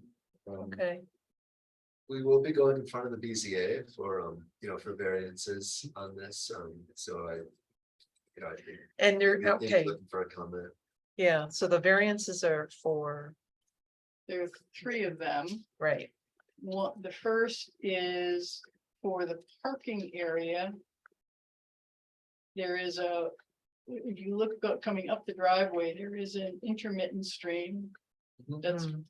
pretty small, pretty far down, and that has 100-foot setback.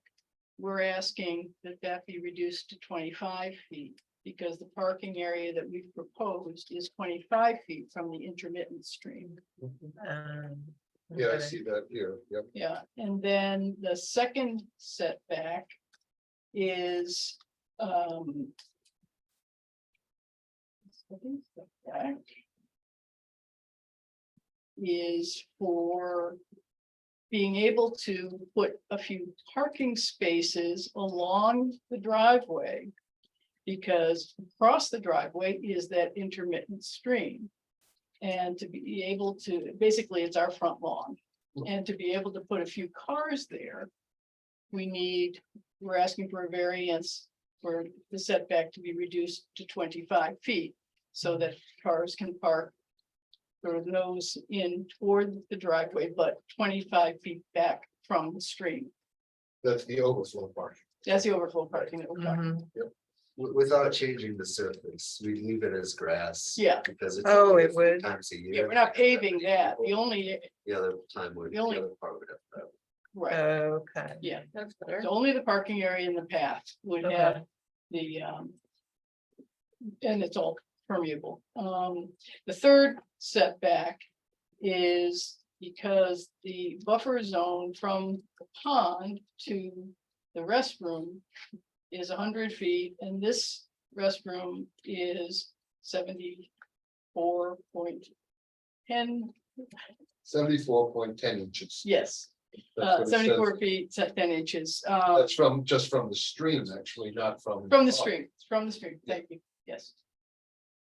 So that's the third variance that we're looking for from the, Okay. but again, as Pete mentioned, the actual leach field for the system goes out into the area beyond the buffers. Into the. You just, I see on one of the drawings, they have the name pavilion. Mhm. And they have, for the rest area, they have the name, but on the final plan, they didn't put it. Yeah, that's, Cameron is the one who graciously created the drawings for us. If you But could we just could put do the that. names, yeah, just put the names on it, so we know which building is which, that's all. Yeah. Okay, very I have good. one, Thank you. one more That's okay. question. A letter came, I think today or yesterday from, I assume a Jacksonville resident. Did you take a survey of people's interest about this, or not interest, but because it was concerned, you had a number of concerns about lighting and things and the way you're changing the appearance of the entrance. So how did you take in public? Could I speak to that? We did, It's fine with me, we yeah. did design, we did a partnership with Design Connect, which is Cornell Landscape Architecture students. And we did they hosted 3 public meetings. Mhm. And really brought in people's feedback, from the neighborhood. Can we get muted up there? Thank you.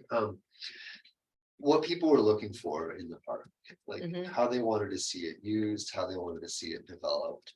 And so from that, we've identified a list of like priorities and then in order in which to do those. So like having a restroom out there, having a way to get to, making it accessible. And then we're sort of expanding from that point, just to make it more user friendly in line with the feedback that we got. Okay, so Yeah.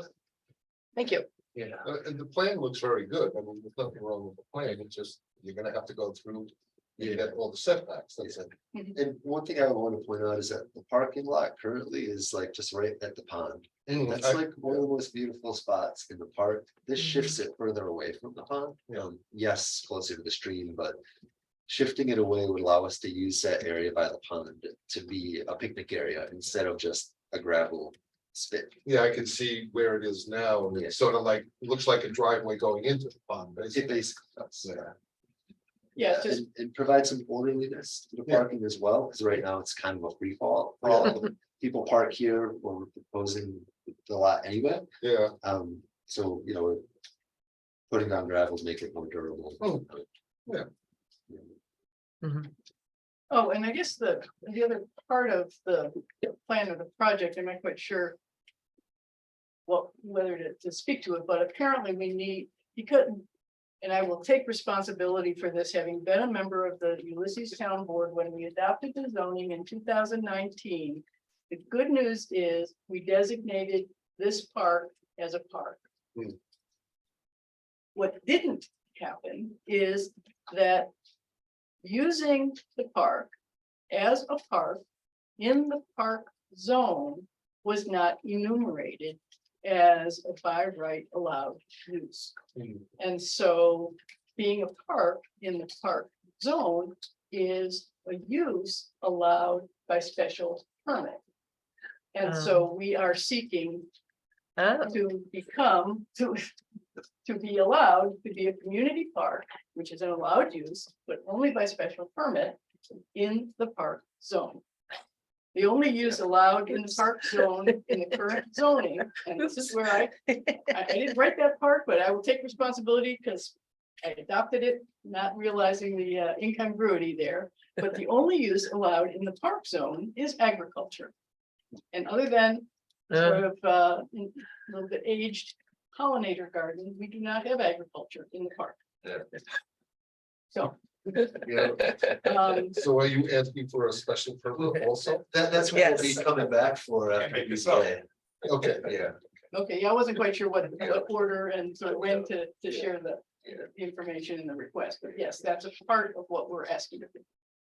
Yeah, okay, yeah. I mean, you can ask that anytime, but. Yeah, but for us to be able to do any of this. and- Yeah, and right. Have a community park, we need apparently permission to do that, so.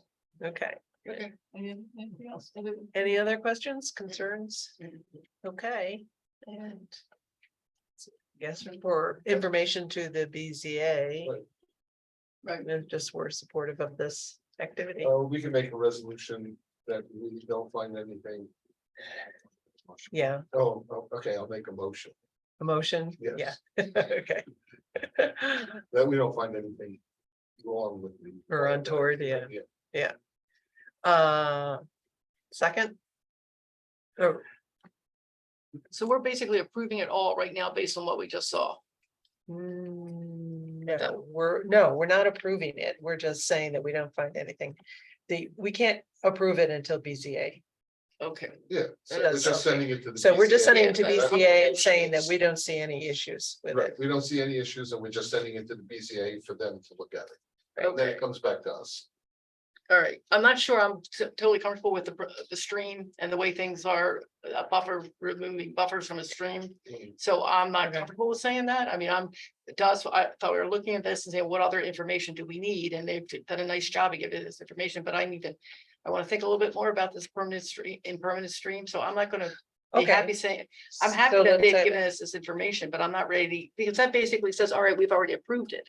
It's No, we're not approving. yes, it anything. does. If you're saying we don't see anything wrong Right. with this. Then we Oh, can okay. say that we have, but we can say that we have Then concerns you about make the the motion Yeah. on what your concerns are I mean, to the BZA.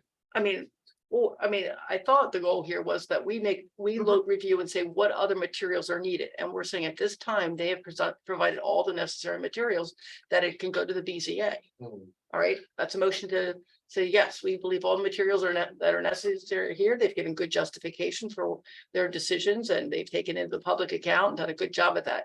So all the information's there. But let's see what the BZA has to say about it, because that's our purview to wait and see what the decision is, and then it comes back to us, right? So I Right, don't want it to does come be back to us. premature, Right. making a statement here that's kind of like, oh, we thought it was all great, and they go, well, wait a minute, you already approved it, why are we getting it? So. Could I just from looking at the last one that we just did of these, which is going to the BCA, we suggested to the BCA that other applicant, produce the following materials. Yeah, exactly, right, they were inadequate, they did not have all the right So it's materials. like our opportunity to make a comment, whether it's positive, negative, Negative, or yeah. we need more, or Right. some combination. So we've done like. Making comments to the BZA can be any number of those. And if we That's- say, we can simply say that we have concerns with it, but that's exactly what the BZA is going to be addressing. And they'll take it anyway, So too. Rebecca, make the motion with the Yeah. concern that you have, Okay, sending it to the BZA. okay, so. We're making a motion that we have received all the materials that are necessary. We think there's good rationale behind what they propose to do, but we do have some concerns about. The request for these buffer restrict changes that because the potential impact on the stream, et cetera. Okay, Okay. that's what I'm comfortable with. Now, you guys That's may your- want something else, but. Nope, that Okay. sounds I will good. second that. And all in favor? Aye. we're good. Thank you. Well, thank you very much. Good luck. Thanks for looking with Cameron. fresh eyes at what we've been looking at for a while. So Yeah. we'll make that clear. So thank you very much for your time. All right.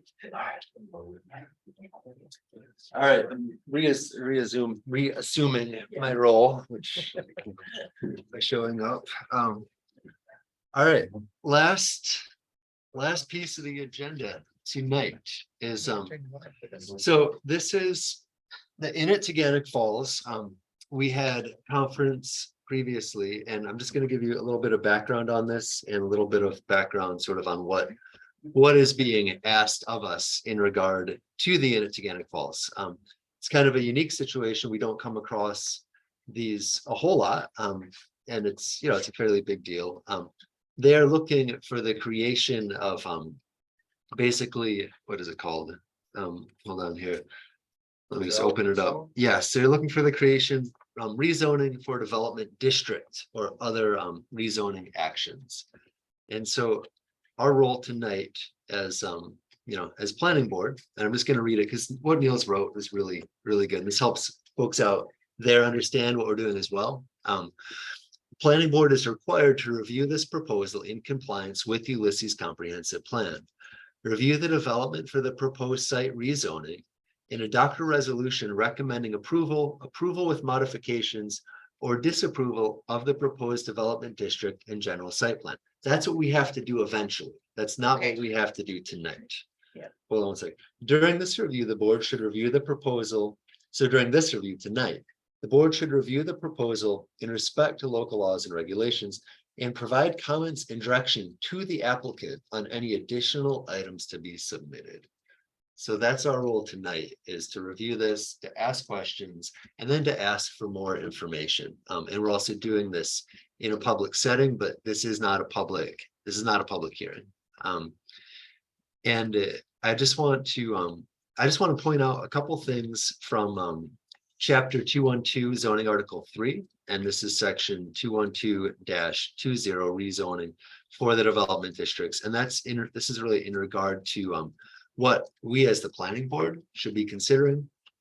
The planning board shall consider the need within the community for the proposed use, the desirability of the proposed location, the compatibility of the applicant's proposed particular mix of land uses with the existing character of the neighborhood in which the proposed use would be located, and the impact on the future quality of the neighborhood.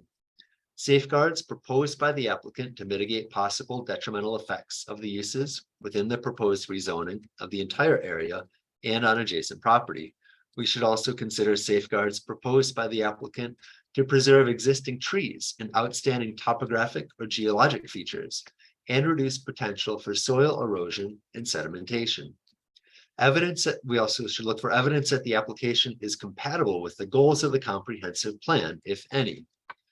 We should consider a general statement as to how common open space is to be owned and maintained.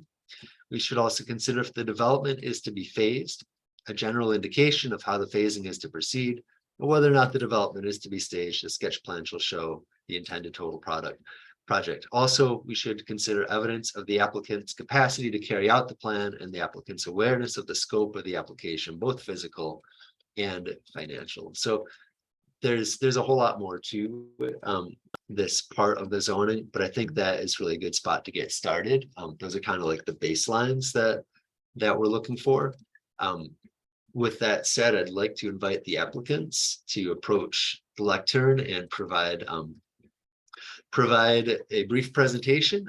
I've seen this, Niels has seen this, we've seen the material, but this is really, I think, the first time that you guys are talking to the planning board. Also, if you have any, like, if anything big, but I don't think you do. I could zoom in and share screen. I'm just thinking, I mean, if it's stuff that If you folks, have it in the packet, I could I'm really just gonna look at the site plan. you are, okay, the all right, Section sheet. all right, sounds good. Yeah. So we'll just go ahead from there. Okay, so I won't present that. I mean, no, I think we've seen it, Yeah, so okay. just, if you just give us a verbal presentation, of what you'd like to do. Okay, and Carl's gonna. First, And just introduce yourself, your Sure. name and your role within the project. My name's Carl Mazzacone. I'm the owner of the Inn at Teganic Falls, and I have been since February 12th of 2016, which was the last day I actually had off. It's been a lot of work, and I hope many of you have taken an opportunity to come by and see everything we've done. I have a brief statement I'd like to make. It's a longer version of this, I'm sure, is in the packet they sent you. The Inn at Teganic Falls is respectfully seeking the board support in securing a development district to build a new hotel currently located on our property. And we actually have 3 parcels, 2020, 2030, 2031, and 2051 on Gorge Road in Trumansburg, New York. The actual parcel is 2031 that we're seeking, which is across the street from the Victorian Inn. Over the last 8 years, we have transformed the property with the creation of the Enchantment Wedding Garden and a substantial investment in aging infrastructure and aesthetic improvements in all 24 rooms, common spaces, and structural upgrades. In 2015, the previous owner engaged 28 employees with an annual budget of $290,000 in labor costs. Today, the Inn at Teganic Falls employs 125 full and part-time employees, and we spend $2.1 million in labor. The hotel, the restaurant, and the events have all achieved excellence in posted 5-star reviews. In 2022, we hosted 79 events. Our sales team was forced to secure 3,978 hotel rooms for our clients at downtown competitions such as the Marriott, the Hilton, the Canopy, and the Ithaca Hotel. This is a documented number. However, we believe the actual number may be greater by 30%. And the reason we say that is because it's very difficult to figure out when the phone is ringing off the hook and people want to stay at your hotel and you're always full, how many people that is. But for sure, we know the 3978 number because Stephanie Monroe booked those rooms last year. This year, we expect the number to double to over 6,000 room nights, which is a significant amount of money that we're losing in this investment of this opportunity. That's why we desperately need to increase our rooms. Currently, we have a 12-acre campus that has 5 structures. Parkview, which was once a ice house that holds 3 rooms.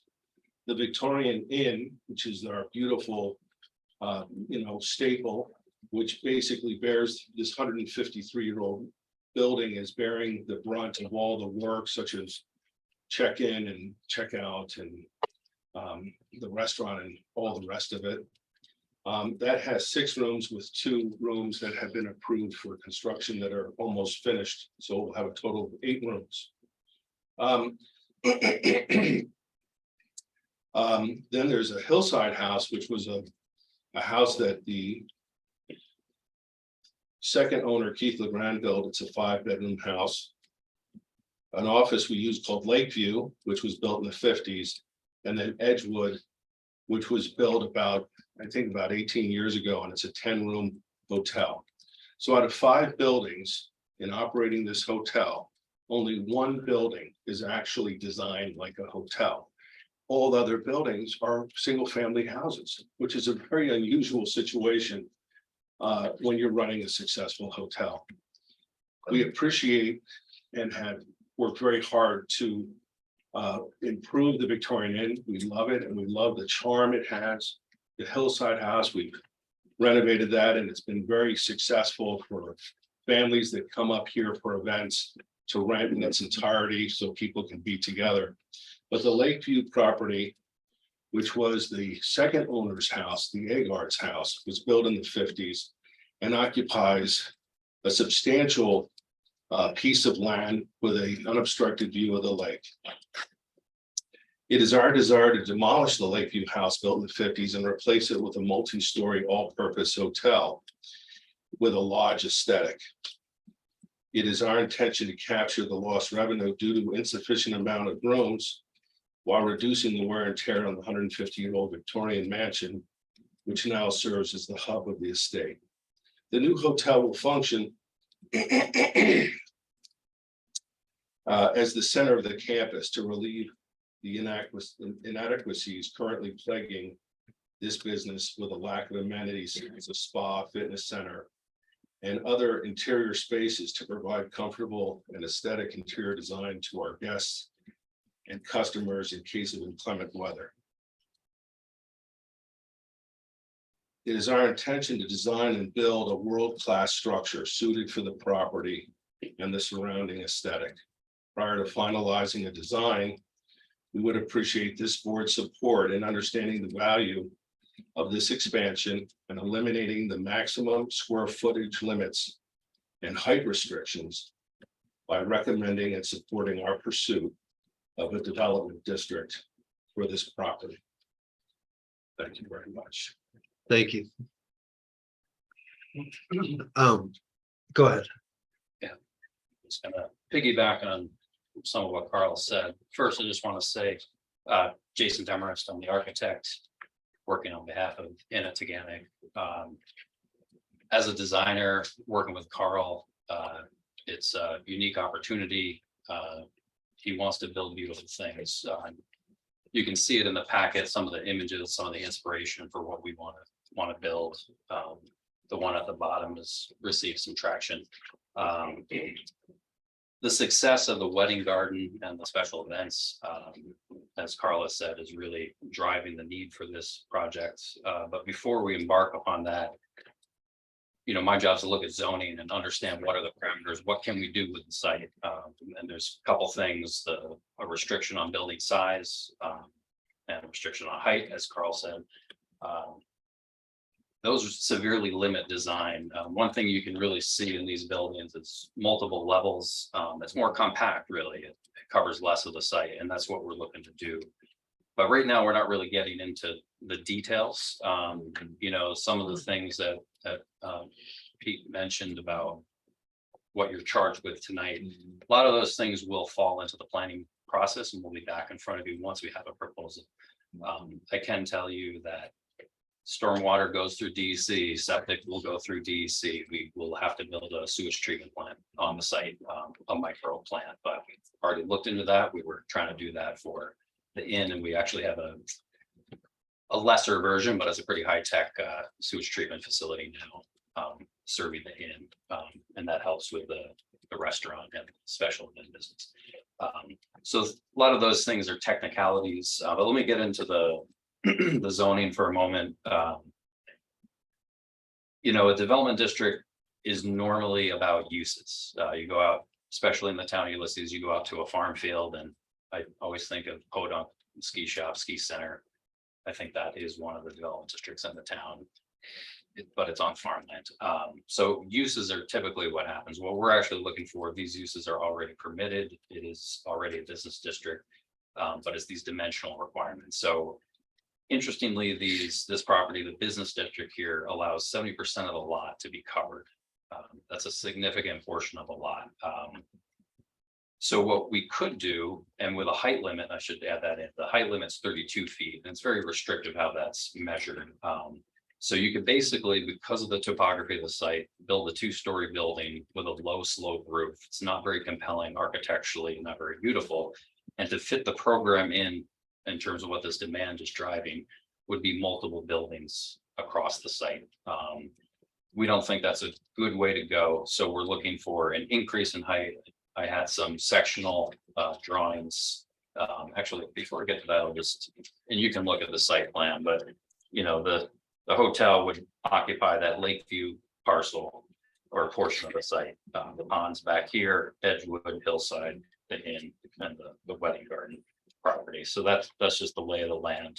Currently, it's all, you can see from the aerial photo, it's all pretty much open and pre-developed site. There's a few trees, no rock outcrops. There are rock outcrops along the street, but we're not getting into any of those things.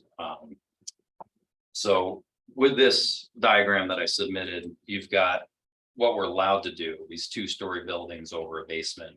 really low slope roofs. Depending on how they're developed, this one could only be a 212 roof. It's basically a flat roof. And we'd have to stamp them out across the site, and we're allowed to do that. It's just not a good way to design beautiful buildings, and that's really what we're trying to do. This diagram down here might be a little confusing, but the yellow is this building as of right. And then the black lines represent what we're proposing to try to add to it. And then I superimpose the silhouette of the inn in there to show that the inn, which is recognized as a beautiful piece of architecture, quite tall and dramatic, that's what we want to achieve with this project. So we are looking for that relief, but again, we're taking what would be spread around the site and build up. We're going to put parking underneath it. We'll have some overflow grass parking is what we're thinking. Again, none of this is fully designed. But so that'll be permeable parking, and that'll be overflow for the wedding events. So that's the bulk of it. We are looking for some setback relief along Gorge Road. We might have a security, more like a hut or a small shop closer to the road. So we're looking for a little bit of relief, and that's written up in there. The trade-off here to give something back is on the use categories: gas stations, dry cleaners, self-storage facilities. We're happy to pull those out as part of the development district application. And then we're also talking about restricting the lot coverage to bring that down. So we're going to get this bonus to go larger. And I should go back, the zoning allows a 20,000 square foot building. Total maximum occupiable floor. So if we built a building over a parking garage, you don't occupy the garage, but the hotel or restaurant or whatever we put in the building, it can only be 20,000. So, but again, we could do that all over the site. So we just feel like it's more compact to build up, but the height limit doesn't let us do that. And then a couple other things I just want to point out is, and Carl touched on them, job creation, huge job creation with this project, lost revenue going to town, but more importantly, it's lost tax revenue for the town itself. The comp plan for Ulysses talks a lot about tourism, and as one of the big elements that the town wants to promote, in addition to agriculture, and also, restricting development. This site is zone business already. That is the character of the site. It's around the corner, so to speak, from the falls, so it doesn't actually impact the view shed of the falls. State Park is down below, so we saw with COVID record numbers of people coming to visit the area. That actually saved the inn because all the events canceled. They were given deposits back. But we'd love to see that tax revenue come back to the town, or job creation and promotion of tourism. I think Carl's done a great job with that in the current operation. The more people that come to visit, the more they'll come up into the village and be patrons of the town. So probably forgot something, but I'll leave it at that. Thank you so much. Yeah. It's a little interesting for us to look at, because we're used to looking at things that are very detailed, plans that are completed. And this is what we're looking at recommending or not recommending to the town board is whether or not to make these changes so they can go forward, but the changes are still a little uncertain. So it's just an interesting place, for the planning board to be. What questions do you have for the applicant or comments? Well, you've done a good job of you're currently situated right next to the falls and the lake and the park. And so you've taken great advantage of what is a key, it's the icon for our whole town. It's what Organic Falls is, our town. And you've turned having purchased that property into a great, if you say, a money-making operation. It's a very successful because of those three natural resources. And that's the key to this town, is making sure they stay sustainable and viable and resilient. And so what you're proposing, particularly images you're showing, is a very big change visually as you come into that area. It will dominate, or it could dominate, what people see, and they're not coming to see that. They're coming to see the park and be able to hear the sounds. We went through all this when you first brought the property and talked about you wanted to raise the height back then and things like that. So some of the same issues apply. Well, people aren't, they want to see nature and they don't want to see a big structure. So it's a big thing you're proposing, not a minor thing. Even things like where's the sewage going to go, because the water quality is so critical. So the timing is such that we're going through a comprehensive plan renewal. And that's really important, because then what people, I mean, it's the right time to say, what do you think about this? This would change very much this cornerstone of our entire town. Do you want that to look like that? And so to me, it's really the key is the comprehensive plan and getting people's input. And this can be a very important part of that comprehensive plan. So for me, this cannot be resolved. I mean, it's too big. We don't do kind of like a la carte zoning. We're looking at the whole town.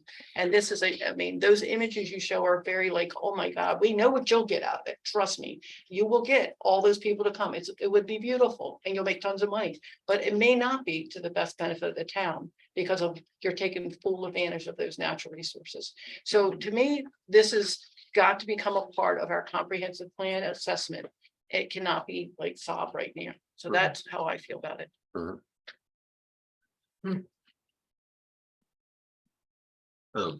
Other comments, and also what would people also like to receive from the applicant in addition, in addition to what we have? And thank you for your comment. Yeah. One purpose to the height restriction is to protect the view shed, right, for people upstream. How would that impact if that was changed? How would it impact the people in that immediate area? Behind, I think something I would like to see, honestly, like, yeah, I know that you don't have a design specifically for the building, but I think you have an idea of how high you want it. And I would want to see, that design overlaid, like how with the Dollar General, we said, zoom out, from to across the street. In this case, zoom out to, the middle of the lake. Because that is part of our town, part of the iconicness of our town. And the inn is beautiful. The inn sits there and it's striking and it's a landmark.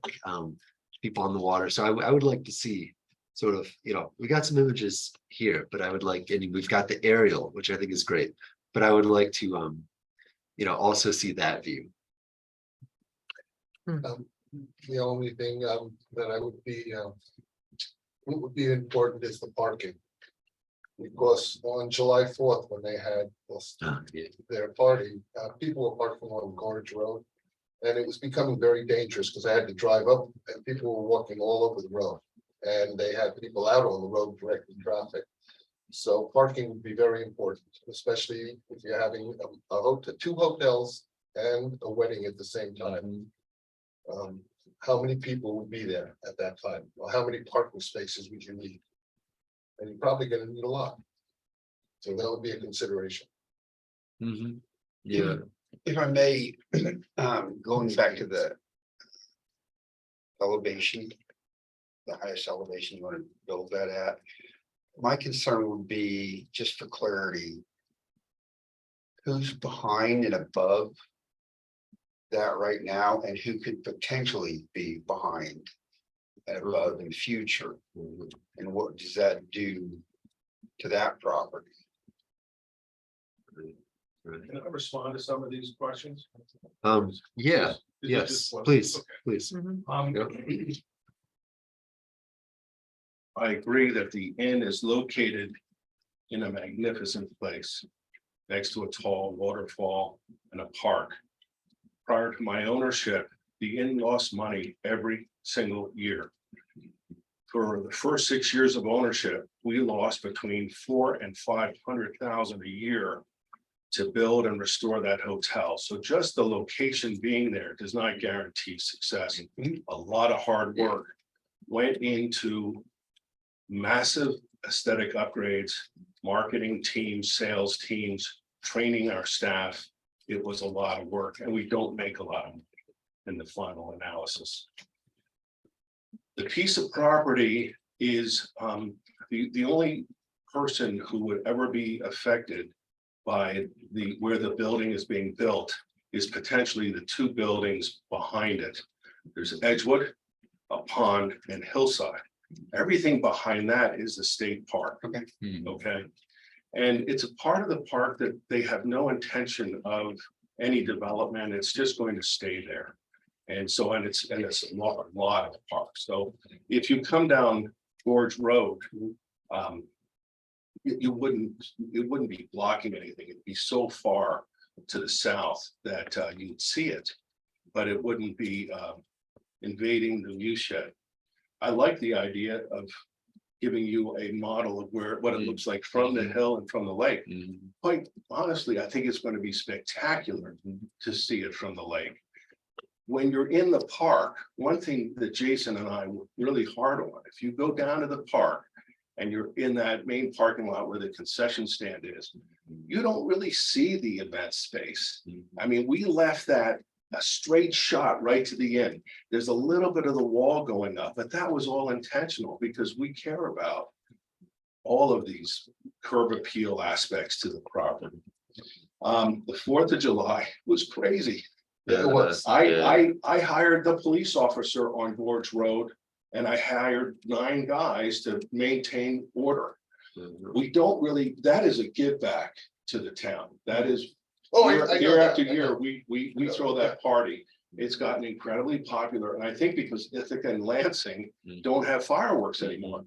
But I was responsible enough to hire a Tompkins County police officer. And this year I'm gonna hire 2 more. But we had it taped off, we had it roped off. We did our best, and the inconvenience was really, we had it under control until about 9:15. And man, they just kept coming. And I mean, it was work, but we didn't ignore it. And we really worked hard to be. And that's just about when I went through it. Yeah, and then when the minute the fireworks were over, it opened up. Yeah, we certainly are, you know, we know what we have to do when it comes to parking all these cars. We know we have to do with water and septic and stormwater. We're prepared for all of that. What we're asking for is this. 8 years ago, when I stood here for the very first time, I was naive and ambitious and so excited to be the owner of this hotel. And I spent a lot of time and money with Jason designing different plans to build on that parcel, which we now call the Enchantment Wedding Garden.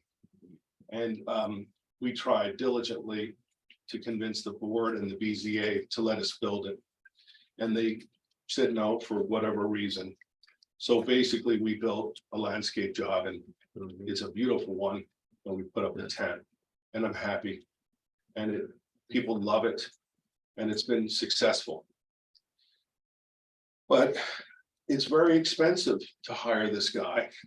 And, you know, I would much rather know in advance, are you willing to, because I'm going to come back to you one way or another. I'm either going to come back to you with a lot of little places that I'll do my best to make it great, or take a flyer with us and say, we support this plan development. Let's see what this guy comes up with in building something special. It's going to be so much more amazing if I can just have one nice building and sort of it sustains the integrity of the existing property and that gorgeous Victorian. So we're not going taller than that Victorian, but I think that diagram that you had, do you have it handy? Yeah, it's actually a few feet lower. Yeah, so, and by the way, when in the final analysis, we may come back with something even smaller. I mean, we just want to like break the, you know, when we sit down behind that computer, well, let's make it great. It's hard to make it great with a 32-foot roof. It just is not awesome. I do want to ask, where does the wastewater go? Like there's a sewage treatment plant. Yeah. Where does that discharge to? So there's 2 options. The one we're representing, which we had designed again, to pick up the entire campus. What you see in that lower. So our goal is to eliminate all our septic tanks and put everything through a major sewage treatment, it's a pre-treatment, it's a really high-tech, amazing company called Aqua Point. It's a serious, it's a treatment facility here. Yeah, I and saw then- that. And then it would disperse into a leach field. Okay. In front of the hotel. Technically, we can spend another $250,000 and discharge to the roadside ditch. So So the that water means- that come down is It drinking. literally basically produces drinking potable drinking water. But So you would, that's another 250. Yeah. so you would use all, even the inn would be going? No, into that? because the inn. The health department broke me and I succumbed to a $200,000 new septic system I put in the winter time, and that's also a high-tech system. But that's done. You're just talking finished. about this one area. That one Everything area. will go there. Yeah, all and, those and, buildings. and Yeah, that except, whole except that Yeah. my, currently my, event space has a holding tank, which is basically. I wash my The dishes there. toilet. Yeah, and so that would be pumped to that. So the only thing from on the 2030 side of the road would be the holding tank for the events. You know, and that because of the unbelievable sophisticated drainage that we put in for stormwater retention and everything else. I mean, it's you know, it's really isolated to just the beautiful bathroom that we have there and the dishwasher in the basement, and that's about it. And what is that, the future building behind the pond? What is that? Is that like That's a offices, laundry? placeholder, that's a placeholder. You know, we sit here and we say we want to build 75 rooms in a spa. Okay, but you know, we didn't do it yet. So we put that as a placeholder. That's a really nice place to have a spa or a Zen center or something, because the view up there is fantastic. So it's just because we don't want to waste anybody's time. Right. This is the last hurrah. You know, you say yes to me, and we get through this together. You'll never see me again, because I put the cherry on top. I finished what I started. I'm big on finishing what I start. And it really needs it. I mean, it's it could be so amazing, and but we need the help, and we need the hotel. So I know you have a vision, and I appreciate that you've really articulated that, and I can see your passion. It is getting it late, and I want folks to tell me what additional materials we need. Because, you know, we're being asked to, make a recommendation, yeah, to say, you know, yes, you should consider approving this, or you should modify it, or no, you shouldn't, or this is not the right venue.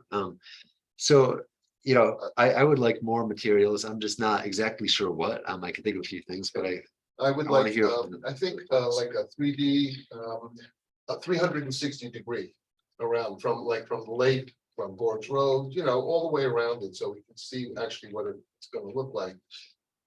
It would help us Yeah. you know, take a look. And the building at the height you want, I don't care what kind of building it is, but the height you want and where the tree levels are. Yeah. All the way around. Yeah. And, you know, like where the pond is and all that, so we can actually take a look at it. Yeah. Because it's hard to visualize, yeah, you know, from just from a plot. Yeah, I think would, we can do that. I'd expand that to include the original, Mhm. the other side of the road as well. Yeah. Because one thing Yeah. that strikes me is if you make this bigger, it's be Yeah. grander and. Yeah. Right. Well, I Take- did mean that, detract the whole from the- site, yeah. 360 of the whole site. Oh, And- including the, Yes, over- yes. yeah, Got And, it. and this Gotcha. is, you I know, could literally go to the park and take a picture of and Yeah, float a and float a- balloon or something where that would be, and it would be next to So- impossible to see it from the park. so I But from the road, I can take a picture, or from the lake.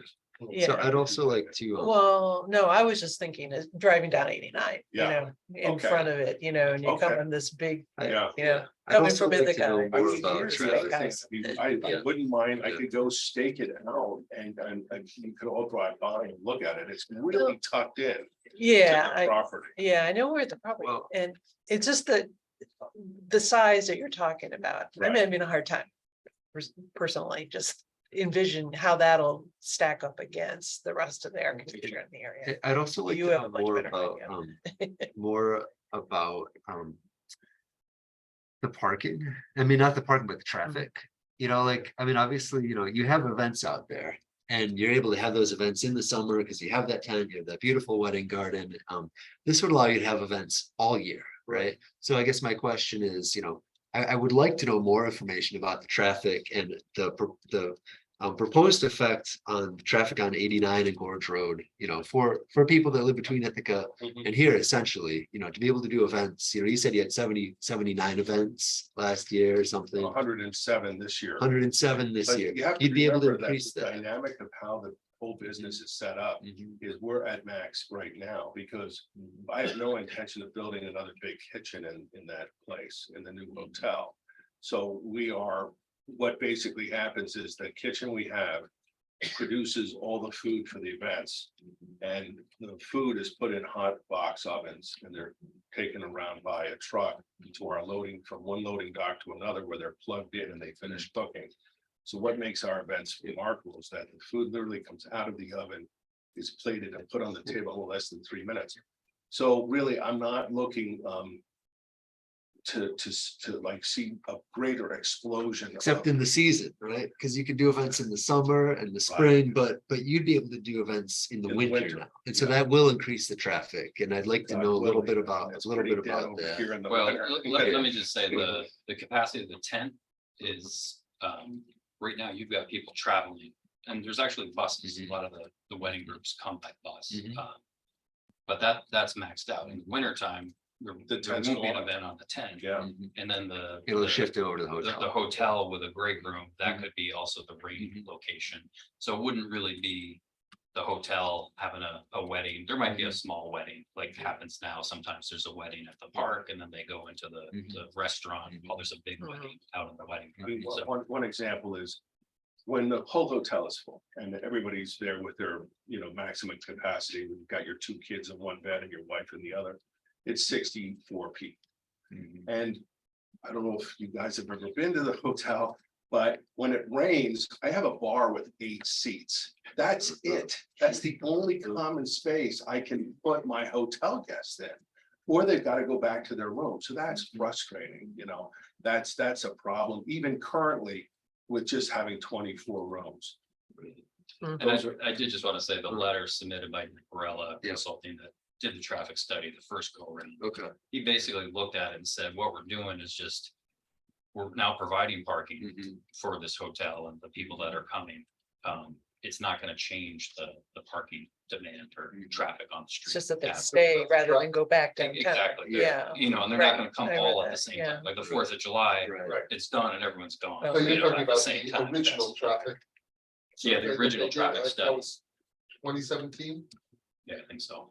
So do you want another traffic study done? I guess I want to know, a traffic study is.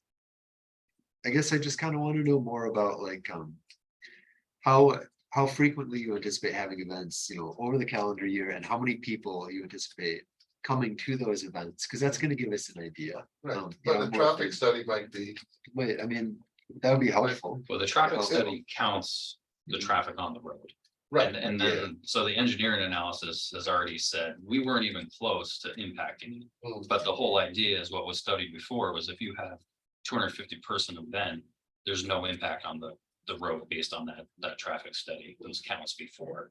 We're not changing that's what we're doing, whether it's on the wedding garden site or in the great room of a hotel. Because you're not doing them at the same time. Right. But you're adding 75 new rooms that you didn't have before. Right, but those people are already on site for the event. Right, and they're And they gonna drove leave that and day. go down to Ithaca and now they stay Now that's here. dead. So you're Yeah. saying, so what about your water usage or your? Water usage is gonna go up. We Right, need I to would like to solve see traffic, that. water, septic, Yeah. Yeah. everything for Yeah. planning. Right. Right. So knowing how much your water usage is and what where you're currently getting, so there's currently quite a big effort by the town to look at where our water needs are, and so you would be something, another piece of that, so yes, more information about your water use. And also about that sewage treatment plant that you're putting in and just how effective it is and how much it can handle. I have to say that all of that stuff, you're not gonna give me a permit if I don't have that, right? Mhm. So that's not what this is about. This is about, let us go design a big, beautiful hotel. I know, because I've been. It through does the matter though, process. the water usage, like those parts do matter to our assessment, because for us. Ensuring the longevity of our water, ensuring the quality of our water, like that's primary. Like, I know you want a beautiful hotel. Mhm. We really want, clean, Water. sustainable Yeah. water.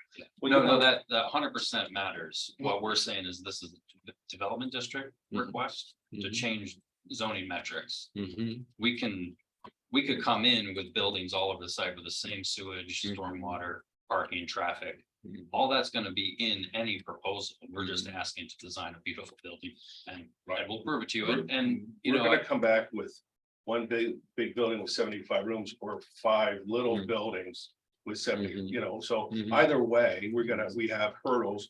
We respect that. We know Right. we're gonna have to, address it. Right. we I- just I want to guess- know what we're designing. Yeah, What yeah. we're designing with it. Yeah, and my other question also, something that I'd want to know about is more details on stormwater, because you have like a lot of additional parking here, right? Like, there's That's all existing grass. parking. That's all I grass. see it's grass, I see grass paved parking. What is So that? basically what it is, it's, you roll out this thing, it looks like an octagonal, it looks like it's a piece of, never been to Sheldrake Winery? Mm, Their parking lot has this octagonal thing, they lay it down, they put topsoil, they grow grass, they cut the grass, but it gives it enough firmness. So it's Stability for the ground, I know. right, it's beautiful. I hate asphalt. I don't want asphalt. Mhm. So ultimately, that's our plan, is to regrow, that's the leach field currently for Edgewood. So with the new septic system, I could eliminate that leach field.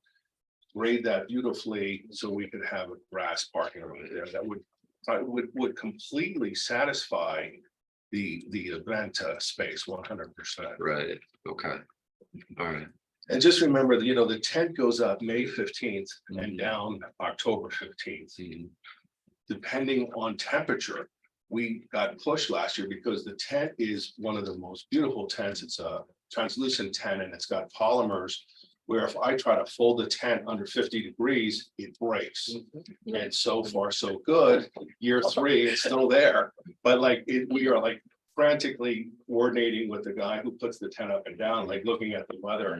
So this year was so warm, we got lucky, we got it up early. Because that's just the beginning, because if you've ever come and seen it, we literally built a gigantic movie set inside of there. I mean, it's beautiful in how it's been laid out. So every year, it's like, I feel like a guy who owns a circus, here comes the tent, gotta put the bar and the kitchen and all that stuff in, and then you blink, it's October and it's gotta come down, you gotta wash everything and store it and whatnot, so. But anyway. Yeah, Mhm. there's also a lot of, Listening? there's a lot of roof, right? And so I just would also want to see like sort of where is that stormwater going? Because we do have these big events, right? And there's not a lot of distance between you and the lake, right? And that's a lot of that's a big amount of coverage. It's not permeable. It's gonna go into gutters. It's gonna go somewhere. Where does it go? are the experts at underground tanks. We did Mhm. 27,000 gallons of stormwater retention Mm-hmm. tanks under our grass. And so it works beautifully. Okay. So I'd just like to know more about that too. then. Okay, Yeah. yeah, well, that's it. Yeah, we know, like, that's gonna be, regardless of good whatever you education say, class. we are really good at it now. And doing a Yeah. great job. Did you also ask for how many events Yeah, I would like to know, like, how many events do you and how plan? many you know? guests or events, average of the Yeah, guests? of Totally, events? yeah, Because that would determine how many cars are actually. Right. yeah, yeah. I can actually do you one better. I can give you a list of all the events we've had. Mhm. And they range, typically about 130 to 150, I'd say the mean average, right? So, Those are events in the event center. yeah, So the average attendance of the event center for 2023 was 155 people. And that average was brought down dramatically. We factor in the events that occur not in the dark. So the Jones, for instance, sees an average of like 10 to 15 people. The restaurant, which operates a couple times a year, in people sees usually 40 to 60 people. Yeah. So the average overall is a number I don't have. Yeah. But when you exclude it and you only look like the 31 to 32 events in each garden, those events are 155, and then there's a lower number for the events. Yeah. And I guess I would want to see your proposed, your anticipated, because this looks bigger, right? Like you could maybe hold a bigger event here than in the garden. I just want to know like your anticipated events per year, because you're going to be able to do more. You can be able to do them in December, Christmas, etc. So you're going to have a greater capacity. My big thing is I want to build a great room. I want you to walk in and have a real check-in and a concierge that can, because people are fascinated with the area. We send people, I mean, the first thing we do when people check in is we give them a list of all the restaurants and phone numbers to all the restaurants in Trumansburg, because it's the closest place to eat. But I wanted there to be a great room with 2 large fireplaces. Just this wonderful, comfortable space with a beautiful post and beam vaulted ceiling and a great view of the lake. And honestly, the thing I plan to use it for more than anything else is when it rains. You know, you can have a wedding in the enchantment tent, but you really can't have a good ceremony. So I plan to use it more for a rain cover set. So I can set up all the chairs there and a little altar or whatever. And that's where people would get married. But we'll give you our numbers. All right, Okay. all right, great. All right. Thank you. Sounds good. Yeah. Thanks for your time, everybody, and appreciate you staying late. You have anything you want to say?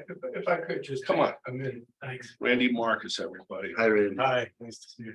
I just wanted to emphasize a point that Jason brought up, but it might have kind of drifted to the bottom of the tank with all the details that Carl was providing. And that is, and of course, feel free to get Nate's confirmation. I'm sure he would provide the same description. What the planning board is doing in this situation is 2 completely different things.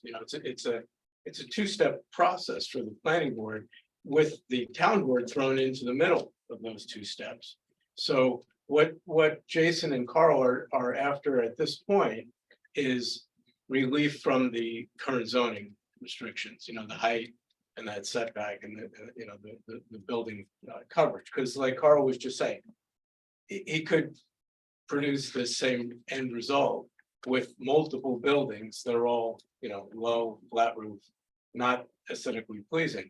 But the relief that they're asking for is for that height, for that setback, and for the building to be a single building rather than a whole bunch of buildings spread across the site.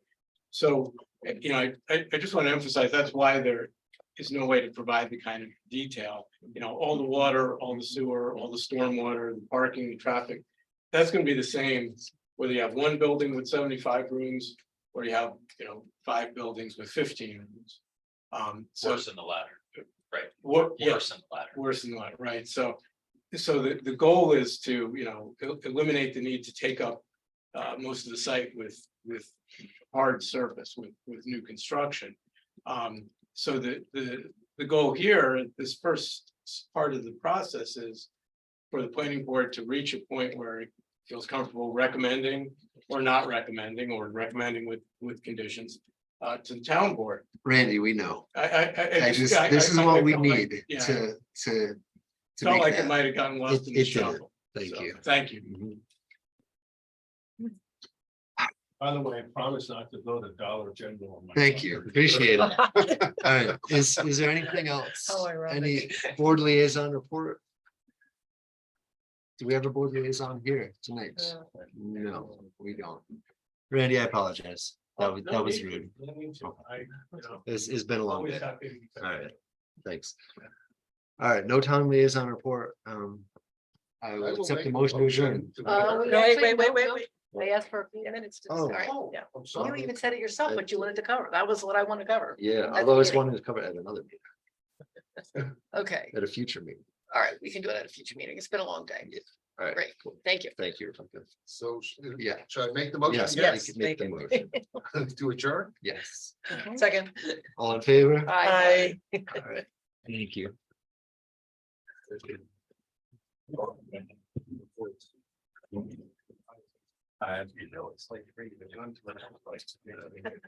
remember that. Yeah, you're gonna see it.